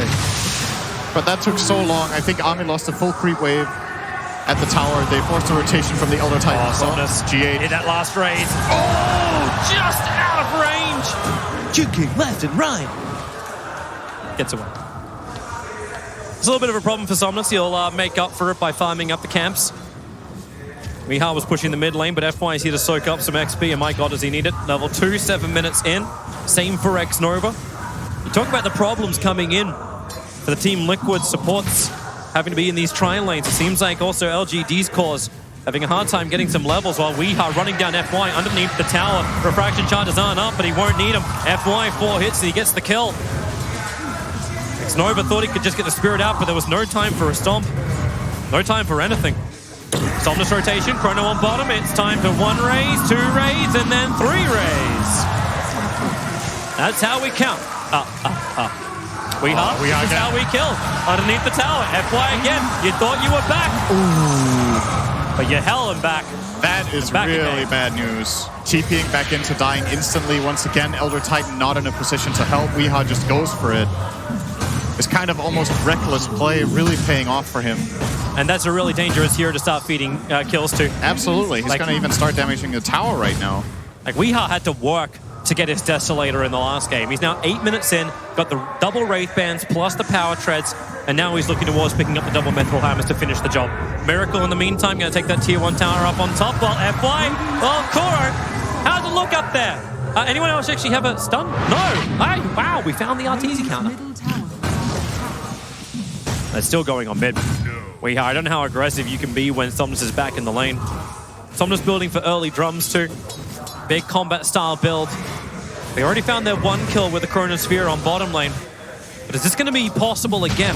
Mind Control is getting very close to his level 6. Wraith King currently holding the point.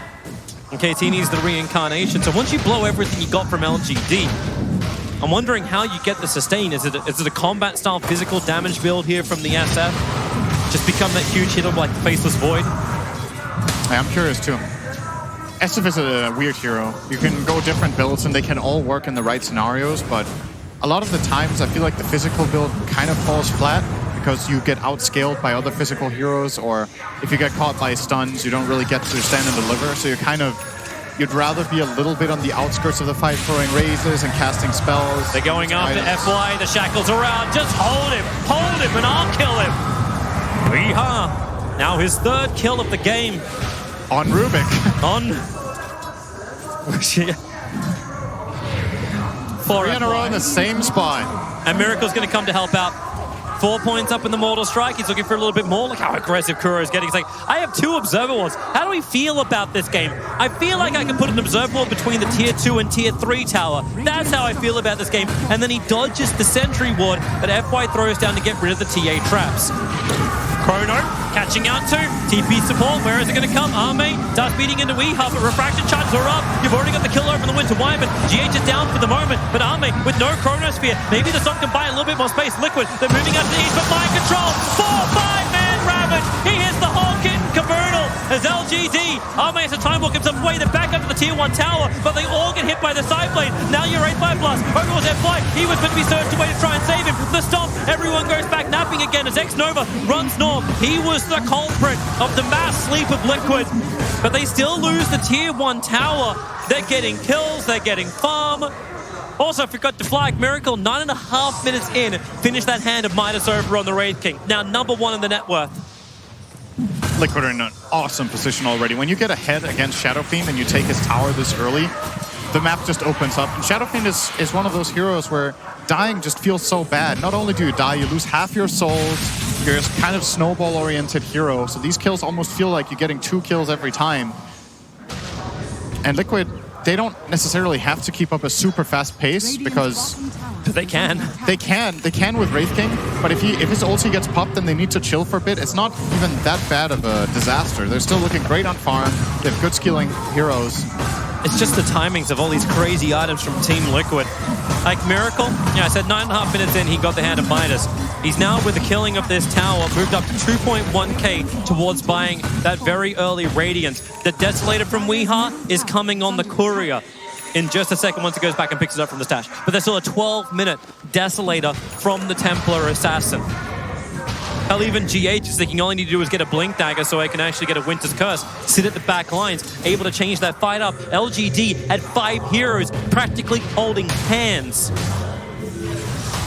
Even with the noise that comes from this crowd, they'll still be able to hear each other they were that close. Bottom lane, where's your jump? They need to start with the Shackles. Armee's going to come a little bit further out. FY's nearby, good time walk away.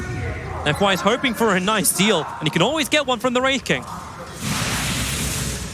But he won't get it here. So Deso is done. If you're Liquid, do you think you could force Roshan this early on once Ravage is up in 20 seconds? Is this something you want to do with the TA and Wraith King? I like the sound of it. I think, yeah.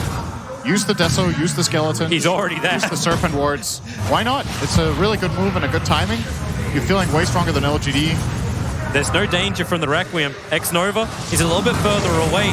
The level 5 ET doesn't even have split up, but the Chronosphere from Arme, he's on the wrong side of the map. Now they TP to the Tier 2 tower. How fast does Roshan die? It doesn't look like fast enough, but mind control. He's hiding in the tree lines. Here comes the ET Stomp. Chalice moves forward, creates the wall. Roshan's already down to 1/3. And SF, Somnus.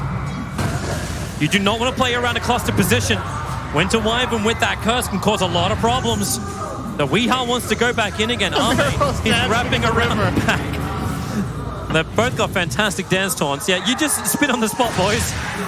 Now, Chronosphere, caught a nice target. Weeha in the back line. Ravage, however, from mind control, creates space, and Weeha turns onto Arme, kills him off so quickly. They can break 5 blasts on the Chalice. He's got nothing more to give. Surge is coming off cooldown. The Hex, the Mass Serpent Ward. Kuro trapped him off. What goes on is going to be the Shackle. The Curse is out. They're killing off Somnus. Unwillingly with the Anchor Punch from mind control. All the damage is gone from Liquid. It's all there from Liquid.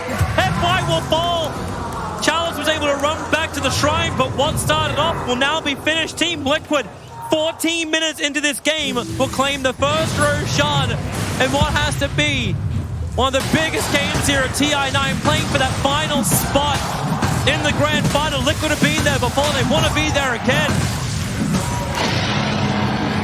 And there he gets into Weeha. And it all starts with Arme thinking he can kill the TA with Ion Chill on top of himself, but it wasn't enough with the Ravage coming in. We're seeing it right here. He even gets a couple of good bashes, but that Ravage from Mind Control, turning everything around, giving Weeha the time to get off a Mel.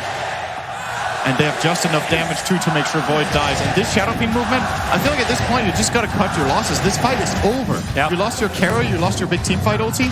You're running into 4 heroes that still have a lot of stuff to bring. The Wraith King is just way stronger than you right now. And you that even fight question played where itself. you question like where the fight is. Like Faceless Void is so far north. Yep. He's battling not just at the northern rune. He's battling on the high ground north of that rune. If any the one of SF his couldn't get teammates, close. if any one of his teammates could connect, that's a kill on TA. But it was only the Darkseer Ion Shell that he had to work with. Nothing else was helping out, and that's just not enough. Ame jumps away, the fortification just being burnt to keep the tier 1 tower alive on top. Miracle's getting a trade-off on bottom lane. The army of the dead are fighting for Aragon.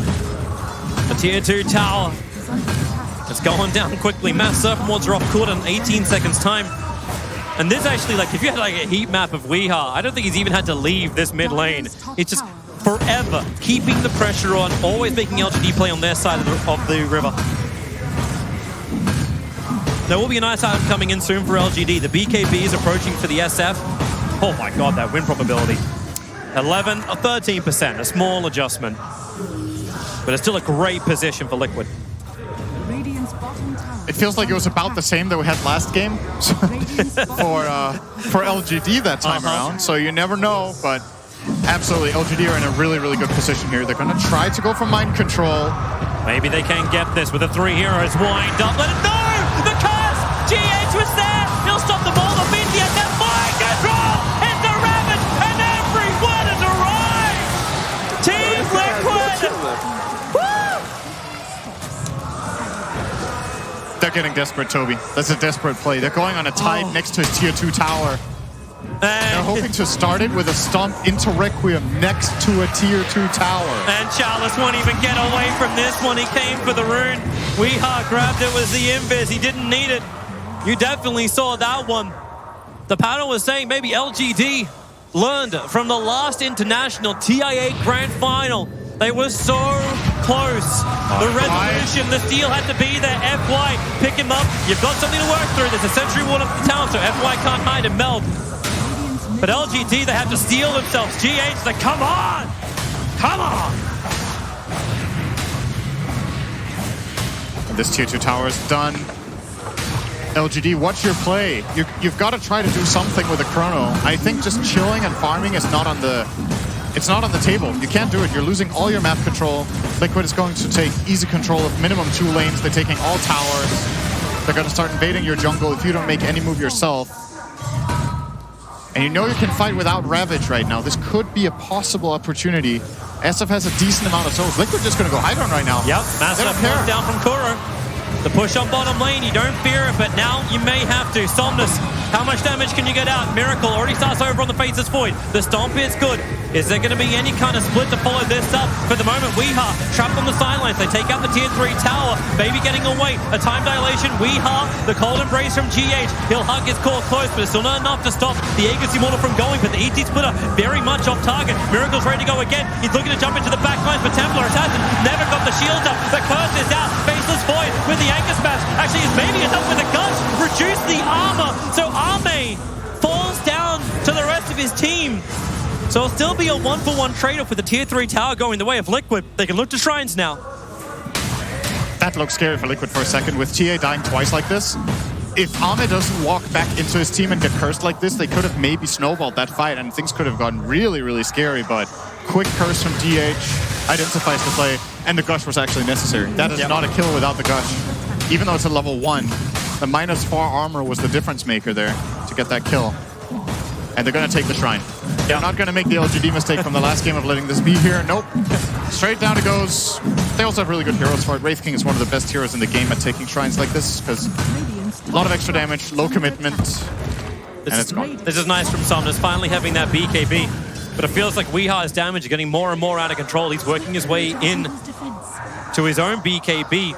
But the Blink Dagger has arrived on mind control. Blink, Ravage is up. Somnus is farming the lane. They'll be very happy not to get the instant stun because they know the BKB's there. So jump up, they'll bait out the BKB. How much damage have you got with the Splinter Blast? Somnus, ooh, boy. That's still your 10-second BKB being committed. And what did Liquid use? 3 seconds later, they would have had a curse. Ame goes towards mid. FY would get the Hellfire Blast. Wraith King, he's still got the second life. Turns around, tries to do a little bit of return damage into Ame. Who will just time walk it off.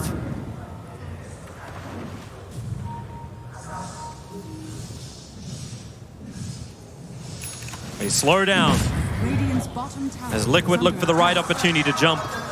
With Blink Daggers on all these cores, there's always an opportunity. Chrono's on cooldown for another 18 seconds. That's why Liquid are looking for this opportunity. Look how good vision they have right now. They have this half circle basically drawn outside of the LGD base, so no matter which exit they take, they will be in vision unless they smoke. This is how you corner the map. When you've taken all the tier 2 towers, you want to try to ward similar to this pattern, so the enemy team is just feeling completely locked down. And you will get out farmed. And there's no obvious light at the end here for LGD to just wait for that will turn everything around. It's like, oh, when we get this item on Void or this item on Shadow Fiend, we can turn everything around. Liquid is going to outscale you just because they get more farm. Like, their matchups are not bad enough that you can feel happy with being in this state. The crazy thing is too, like, yeah, items are up, but for a BKB, but you're right, the Blink curse is now there for GH. How to even reach into the back lines to find him? Like, there's so many Blink Daggers, and you're even saving an Arcane Rune. You asked for it in Game 2, Sin. You get it here in Game 3. The bottle on a core, the Arcane Rune. Mind Control even bought it after he saw the Arcane Rune. Yep. Wants to save it for the fight. Charles is a little bit out. The only person who doesn't have that Blink Dagger to catch up is Kuro. And with 4 Blink Daggers on Liquid, they can just reposition their team so quickly. And all LGD can do is hide inside the base, but the longer they do this, the bigger the advantage gets for Team Liquid. Of course, Templar Assassin's already burned the Aegis Immortal. Roshan may respawn in 45 seconds time. But even then, LGD will need probably the most glorious Chronosphere of all time. There's the smoke. But who do they get? Mind Control's nearby. He's going to reveal himself for a moment. They have to commit everything if they want him. He just blinks away. They wanted to throw the Spirit out to break the Blink Dagger and then go in with Void, but it jumps out just in time. Sixth Sense. And Weeha instantly hits into the melee, racks up on top. Not exactly the most sustained damage you'll ever get, because it may regen through it. So Roshan will find the timer in 5. How about Mind Control? Yeah, I dodged the gank. I'll just stay down here now. Yeah. They're not going to smoke out at me. Roshan's going to be just over a minute. So you won't have to wait that long. It feels like Liquid is gaining 500 gold more per minute than LGD right now, if you look at it. Dark's here. He searched himself forward. Does he have Somnus is nearby? And this is not even counting bounty runes. They will be in 3 minutes. If LGD don't get out, they're going to lose 4 bounties as well. So there will be another move from them, guaranteed. But is it going to be before the bounty runes or around the exact time of the bounty runes? Do they want to try to get control first? Let's see, they're feeling very, very scared here. There's not barely any movement. They need something, Sind. They really do need something. And this smoke bottom was something, but it failed. You've got to try again. If this is their last smoke, though, they might want to save it for a potential Roche fight or bounty rune fight. Liquid are coming under the cover of smoke. FY is coming out for rune control. It's almost a little bit closer. FY, fantastic grab. Throws it back with the Ravage Band from Mind Control. Clipping over on 3. The Darkseer can't help. He had mech, but even then, you weren't getting away from Liquid. Rubik dead for 30 seconds. And I gotta tell you, the big man's alive. That could be an opening for LGD, though. I think that's not too bad. No Ravage for 2 minutes. You can think about trying to go and contest the Roshan now if Liquid start opening it. Liquid are taking shrines instead. The TA is down on bottom lane. And while she's showing, LGD know that no Roshan's happening.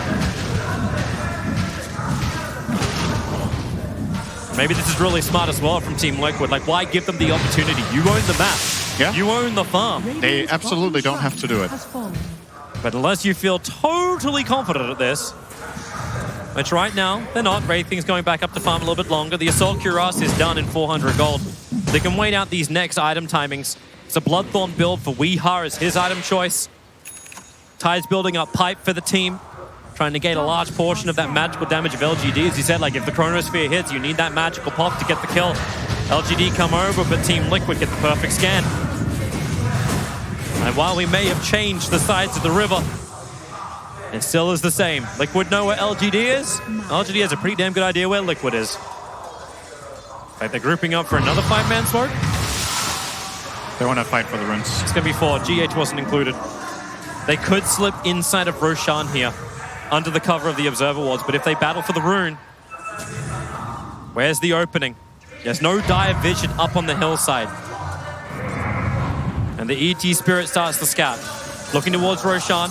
Miracle, the smoke's going to break over on him. He's underneath the Observer and Sentry. They know it. Arme, as well as Somnus. They're waiting in the tree lines. Somnus, is there a wind-up? Arme, wait, he jumped so far away, but the target he wanted was Kuro. The Shaman, he's protected. GH got the cold embrace up. It's a totally wasted Chronosphere. Weeha, he needs to move a little bit closer to get this catch over towards X-Nova. He's been that range control. Maybe Kuro will go down. The Darkseer illusion, nope, taken care of by mind control. And X-Nova, the Mel Strike with the DD rune is way too much. The Gush and the TA trap, he can't survive that. ET is down.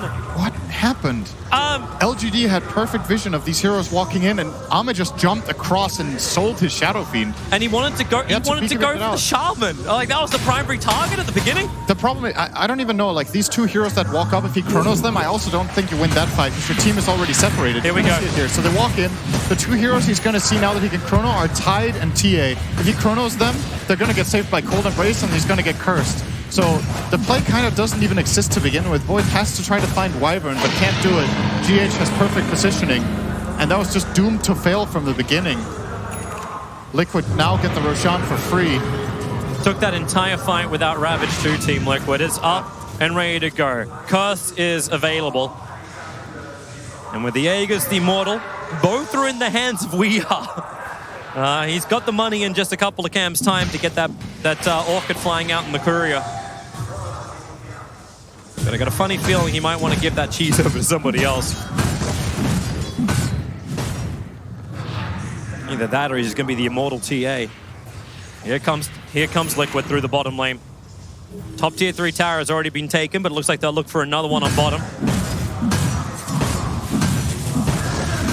No Chronosphere for 28 seconds. And it's the biggest opportunity Team Liquid will probably have with the Immortal. Drop the Observe Ward, that won't last long. But whoever comes out, they know. Can I get this? No, I can die. The Ravage will connect. 3 heroes caught. Instant death for Arme. And instant buyback as well. The Mass Serpent Wards will be triggered. All of this for a dire Observe Ward, which not only now gets Quelling Bladed down. Chalice, back, ball, able to catch up to the ET Somnus well, getting good control. But the Curse, Shadow Fiend, trapped inside this wall for the moment. Weeha's picking up the backlines. Now Somnus, so much of that BKB was wasted by the Curse. The Weeha and Mind Control, they're all jumping in. The Chrono is huge. It's called out 3 with the ET Splitter. Arme needs more damage alpha, but maybe they've got it underneath the tower. The Cold Embrace they only get the Aegis to the Immortal. More must be gathered from LGD to defend this base. But Liquid, keep on fighting, keep on pushing. The jump forward, the back into the wall. Kuro's gonna be careful, he's dropping low. Same with Weeha, doesn't have the Aegis Immortal this time. Chalice, eats a shot from Kuro, will kill him off, but the revenge is there. Weeha will fall, and Liquid, have you overcommitted right now? Miracle's trying to run out of here. The Splinter Blast, it's good damage, it'll slow him down. Reincarnation comes, Kuro's trying to get back in. The Anchor Smash with the wind-up, it's good damage as well as the sleep. But now Miracle, has he got enough? 5 heroes, Charles is back to the front lines. Liquid, they're on the ropes, they're running out of here. You've got finally a death, but it's Somnus killed up by Mind Control. Miracle will finally be brought down when the Anchor Smash from Mind Control. He thinks about fighting a little longer. GH, despite going so long, the Kuro has not only fought back, he's managed to walk his way back into the fight with the shackles. Arme's held, FY, he's actually able to help create the space, but it's the Darkseer doing it. Chalice, Splinter Blast flies, the mech charges back up once more, but so is the Curse from GH. Without the TA and the rating, it does feel like this push is dead from Liquid, but they still want to keep on fighting anyway. It's a crazy hold from LGD, and they get a huge reward, 1K gold. They had to spend so many buybacks on this. It felt like it was actually only 2. It was the Darkseer and the Faceless Void who had to buy back. It didn't get caught in the team fight recap because that fight literally lasted a minute and a half. Yeah, but it's because it's 2 cores. It's actually not that many buybacks, but it's 2 of the richer heroes in the game.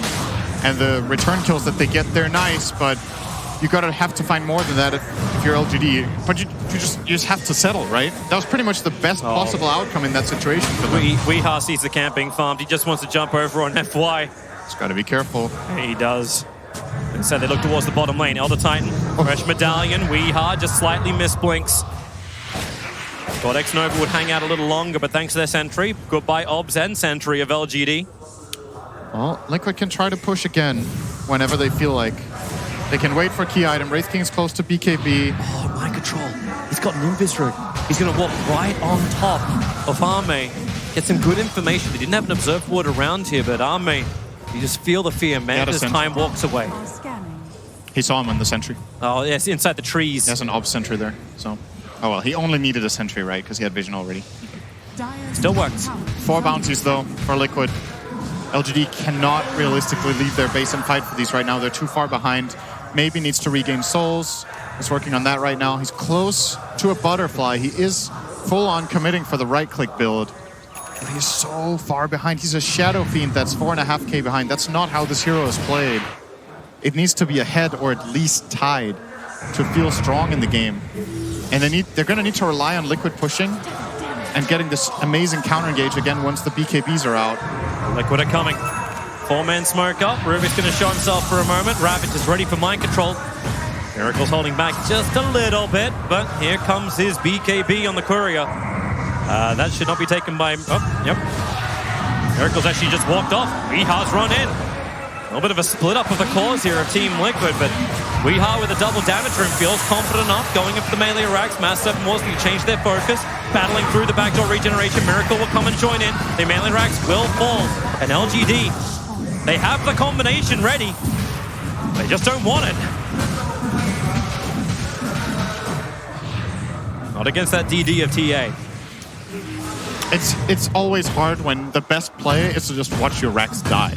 But I don't know. I think they have to try to get this butterfly at the very least, which the Kerr is flying out for, and then maybe you can find a jump. It feels so difficult because you don't really have any low commitment fight starters, right? You can try a Rubik Lift, which exposes FY to get killed because he has no defensive items. Or you can just jump in and chrono. But that's almost impossible when all you see is this one TA. You jump chrono him, instant cold embrace and a curse. You jump and try and chrono the backline, you have no idea where they are. They're either smoked or hidden behind the high ground. So the options, there's like no good option right now for LGD, but at some point you have to pull the trigger and go for it. Arme. He's already time walked into the tree lines. Mind Control is going to find him over on the corner. Kuro's moving in too. He'll be in range for the Hex, but Arme jumps away. Mind Control. Arme. Chrono defensively. His illusions are doing some damage into Kuro, but Chrono is now down for 2 minutes. Liquid can go high ground mid right now.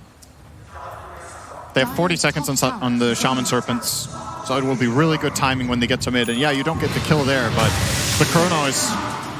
It's not as good as a kill, but it's pretty close. The Void can't contribute that much in the fights. If he jumps in, Mantis diffuses someone, they're going to turn on him right away and he'll be forced out. He has to leave the fight if he can't chrono people. Here comes Liquid. Bloodthorn is over on the Templar Assassin. Weeha.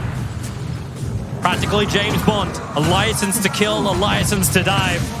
And Somnus is presenting himself quite nicely. He doesn't really want him, though. He wants the back line. He's looking towards Chalice. And now, well, you do have the illusions of the Darkseer wall appeared. The Ranger X stops a lot of damage, but the bottom lane's still pushing in too. They've got a catapult wave. LGD, Besetapod on all sides. Somnus continues to show himself. Is Core going to use the snakes? Yes, he does. They're committed down. X-Nova putting Miracle to sleep. Weeha jumps in. It's very hard into the SF. Still has his BKB back, but there's no wall. There's no follow-up. And back is a long cooldown time. 30 seconds at level 4. Now they don't have their team fight control. Not to mention they don't have Chronosphere anyway. 35 seconds before it's up. And once again, this feels like the best opportunity is no opportunity. LGD just had to be in the tier 4 towers. No Liquid overcommit. But Weeha, combining with the Master Open Wards of Miracle, claim their second melee racks. He wants the range too. The blink away. They look towards Roshan. The timer is now up just over 2 minutes. And Liquid, they will be methodical about this. They are so far ahead. They have all the map control. And the onus is on LGD to do something. And maybe not. Miracle, he jumps in. Somnus explodes. You thought Liquid were gone. You thought you could breathe for a second. Now SF's down and he has buyback available. And if he doesn't commit it, they're up against Megas. And if he does commit it, they're probably up against Megas. Arme has the Chronosphere available. Liquid, they smoke up themselves. They were in range of that Radiant Orbs, however. They want to blink Ravage the SF and end the game if they can. if Somnus gives them even a moment of opportunity, they're going to pounce on it, and the game will be over. All eyes on Super Somnus. careful. They see him. They're slipping in. Yeah, Miracle's coming in through the bottom. He will have a line to jump here. Somnus, there's your jump. Miracle. Oh, no, you got the BKB up from Somnus.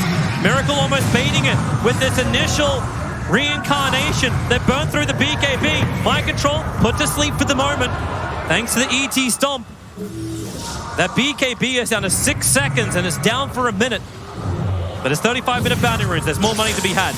Maybe they can get a kill over on Kuro. Back in again. Chronosphere is available. The Hex over on Chalice. Curse is out from GH. Space to be created, but remember mind control. He wants to try and find Somnus instead. He'll just get the huge ravage. Void's already down. Darkseer is trapped. The mech is up, but he's already down.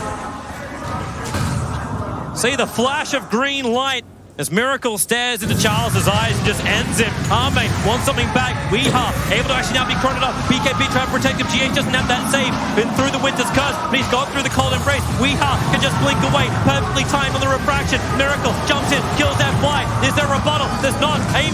Arme's already gone down. Two heroes in the long-range shackle. Kuro from the hill. X-Nova can't move anywhere.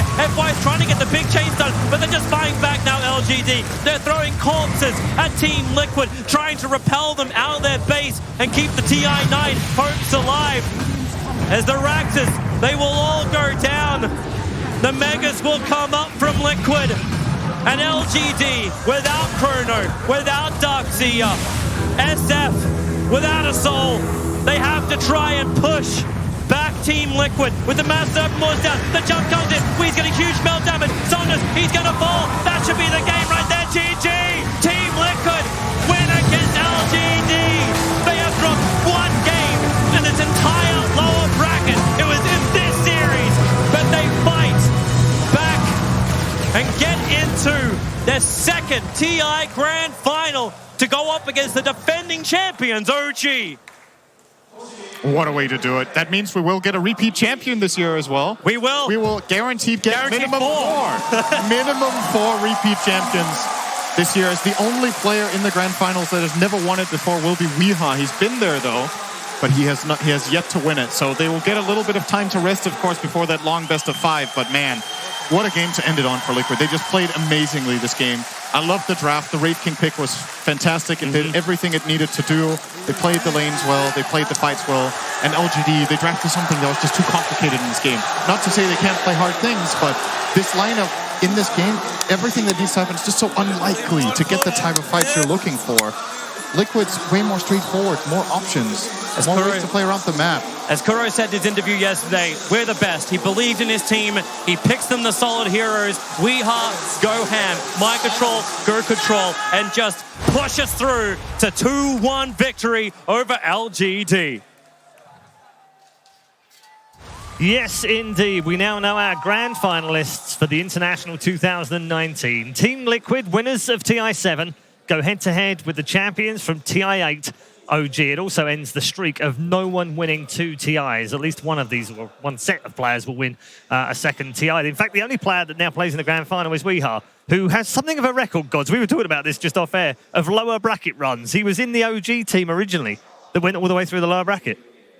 Am I thinking right? Yeah, I mean Miracle. Well, you mean the OG one that made? Yeah, yes, Miracle. Sorry, yeah. Miracle. He was on the DC team that made the lower bracket run. Exactly. Right. So he was on the lower bracket. Miracle actually won a major from the lower bracket round 1 with OG. Yeah. And now is with Liquid on a lower. I mean, it's just incredible. What a journey from Liquid. Yeah, for sure. It just shows the mental stability, right? You can just go in there, you draft the heroes you want, you play your own game, you make LGD, like you force those mistakes from them, and then guess what? You're in the grand finals now. And it was kind of the heroes they wanted, but it was also like a trap that Faceless Void pick. They had all the answers to it. Every Chronosphere was like, okay, nothing, no damage. Winter Wyvern. We haven't seen this here at all on the main stage, and it was the perfect answer to Faceless Void. Liquid baited that pick out. And Shadow Fiend, right? We saw the BKB ulti 3 times. GH just Winter Wyvern ultied it. They couldn't do anything. Yeah, I'm going to get more from all 3 of you in just a moment. Casey's ready for us to get some thoughts from a man who I would assume, Casey, is very happy at reaching yet another grand final here at TI. Yeah, you can just feel the relief when he walks in the room. Kuro, it's great to see you again.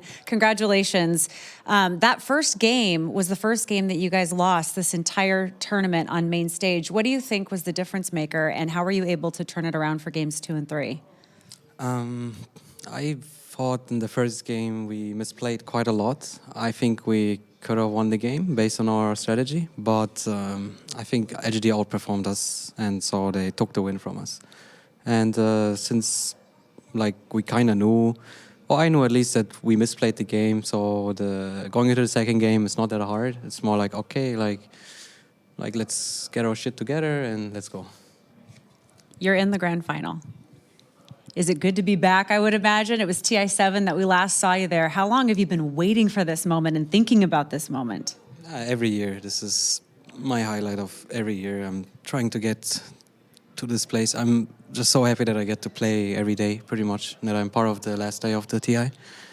And I was already happy going so far with my team, because we started from zero, basically.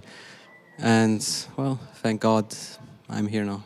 How do you think you guys were able to turn it around after the season that you had, which wasn't terrible, it was great, but it wasn't the TI winning ways that you were looking for?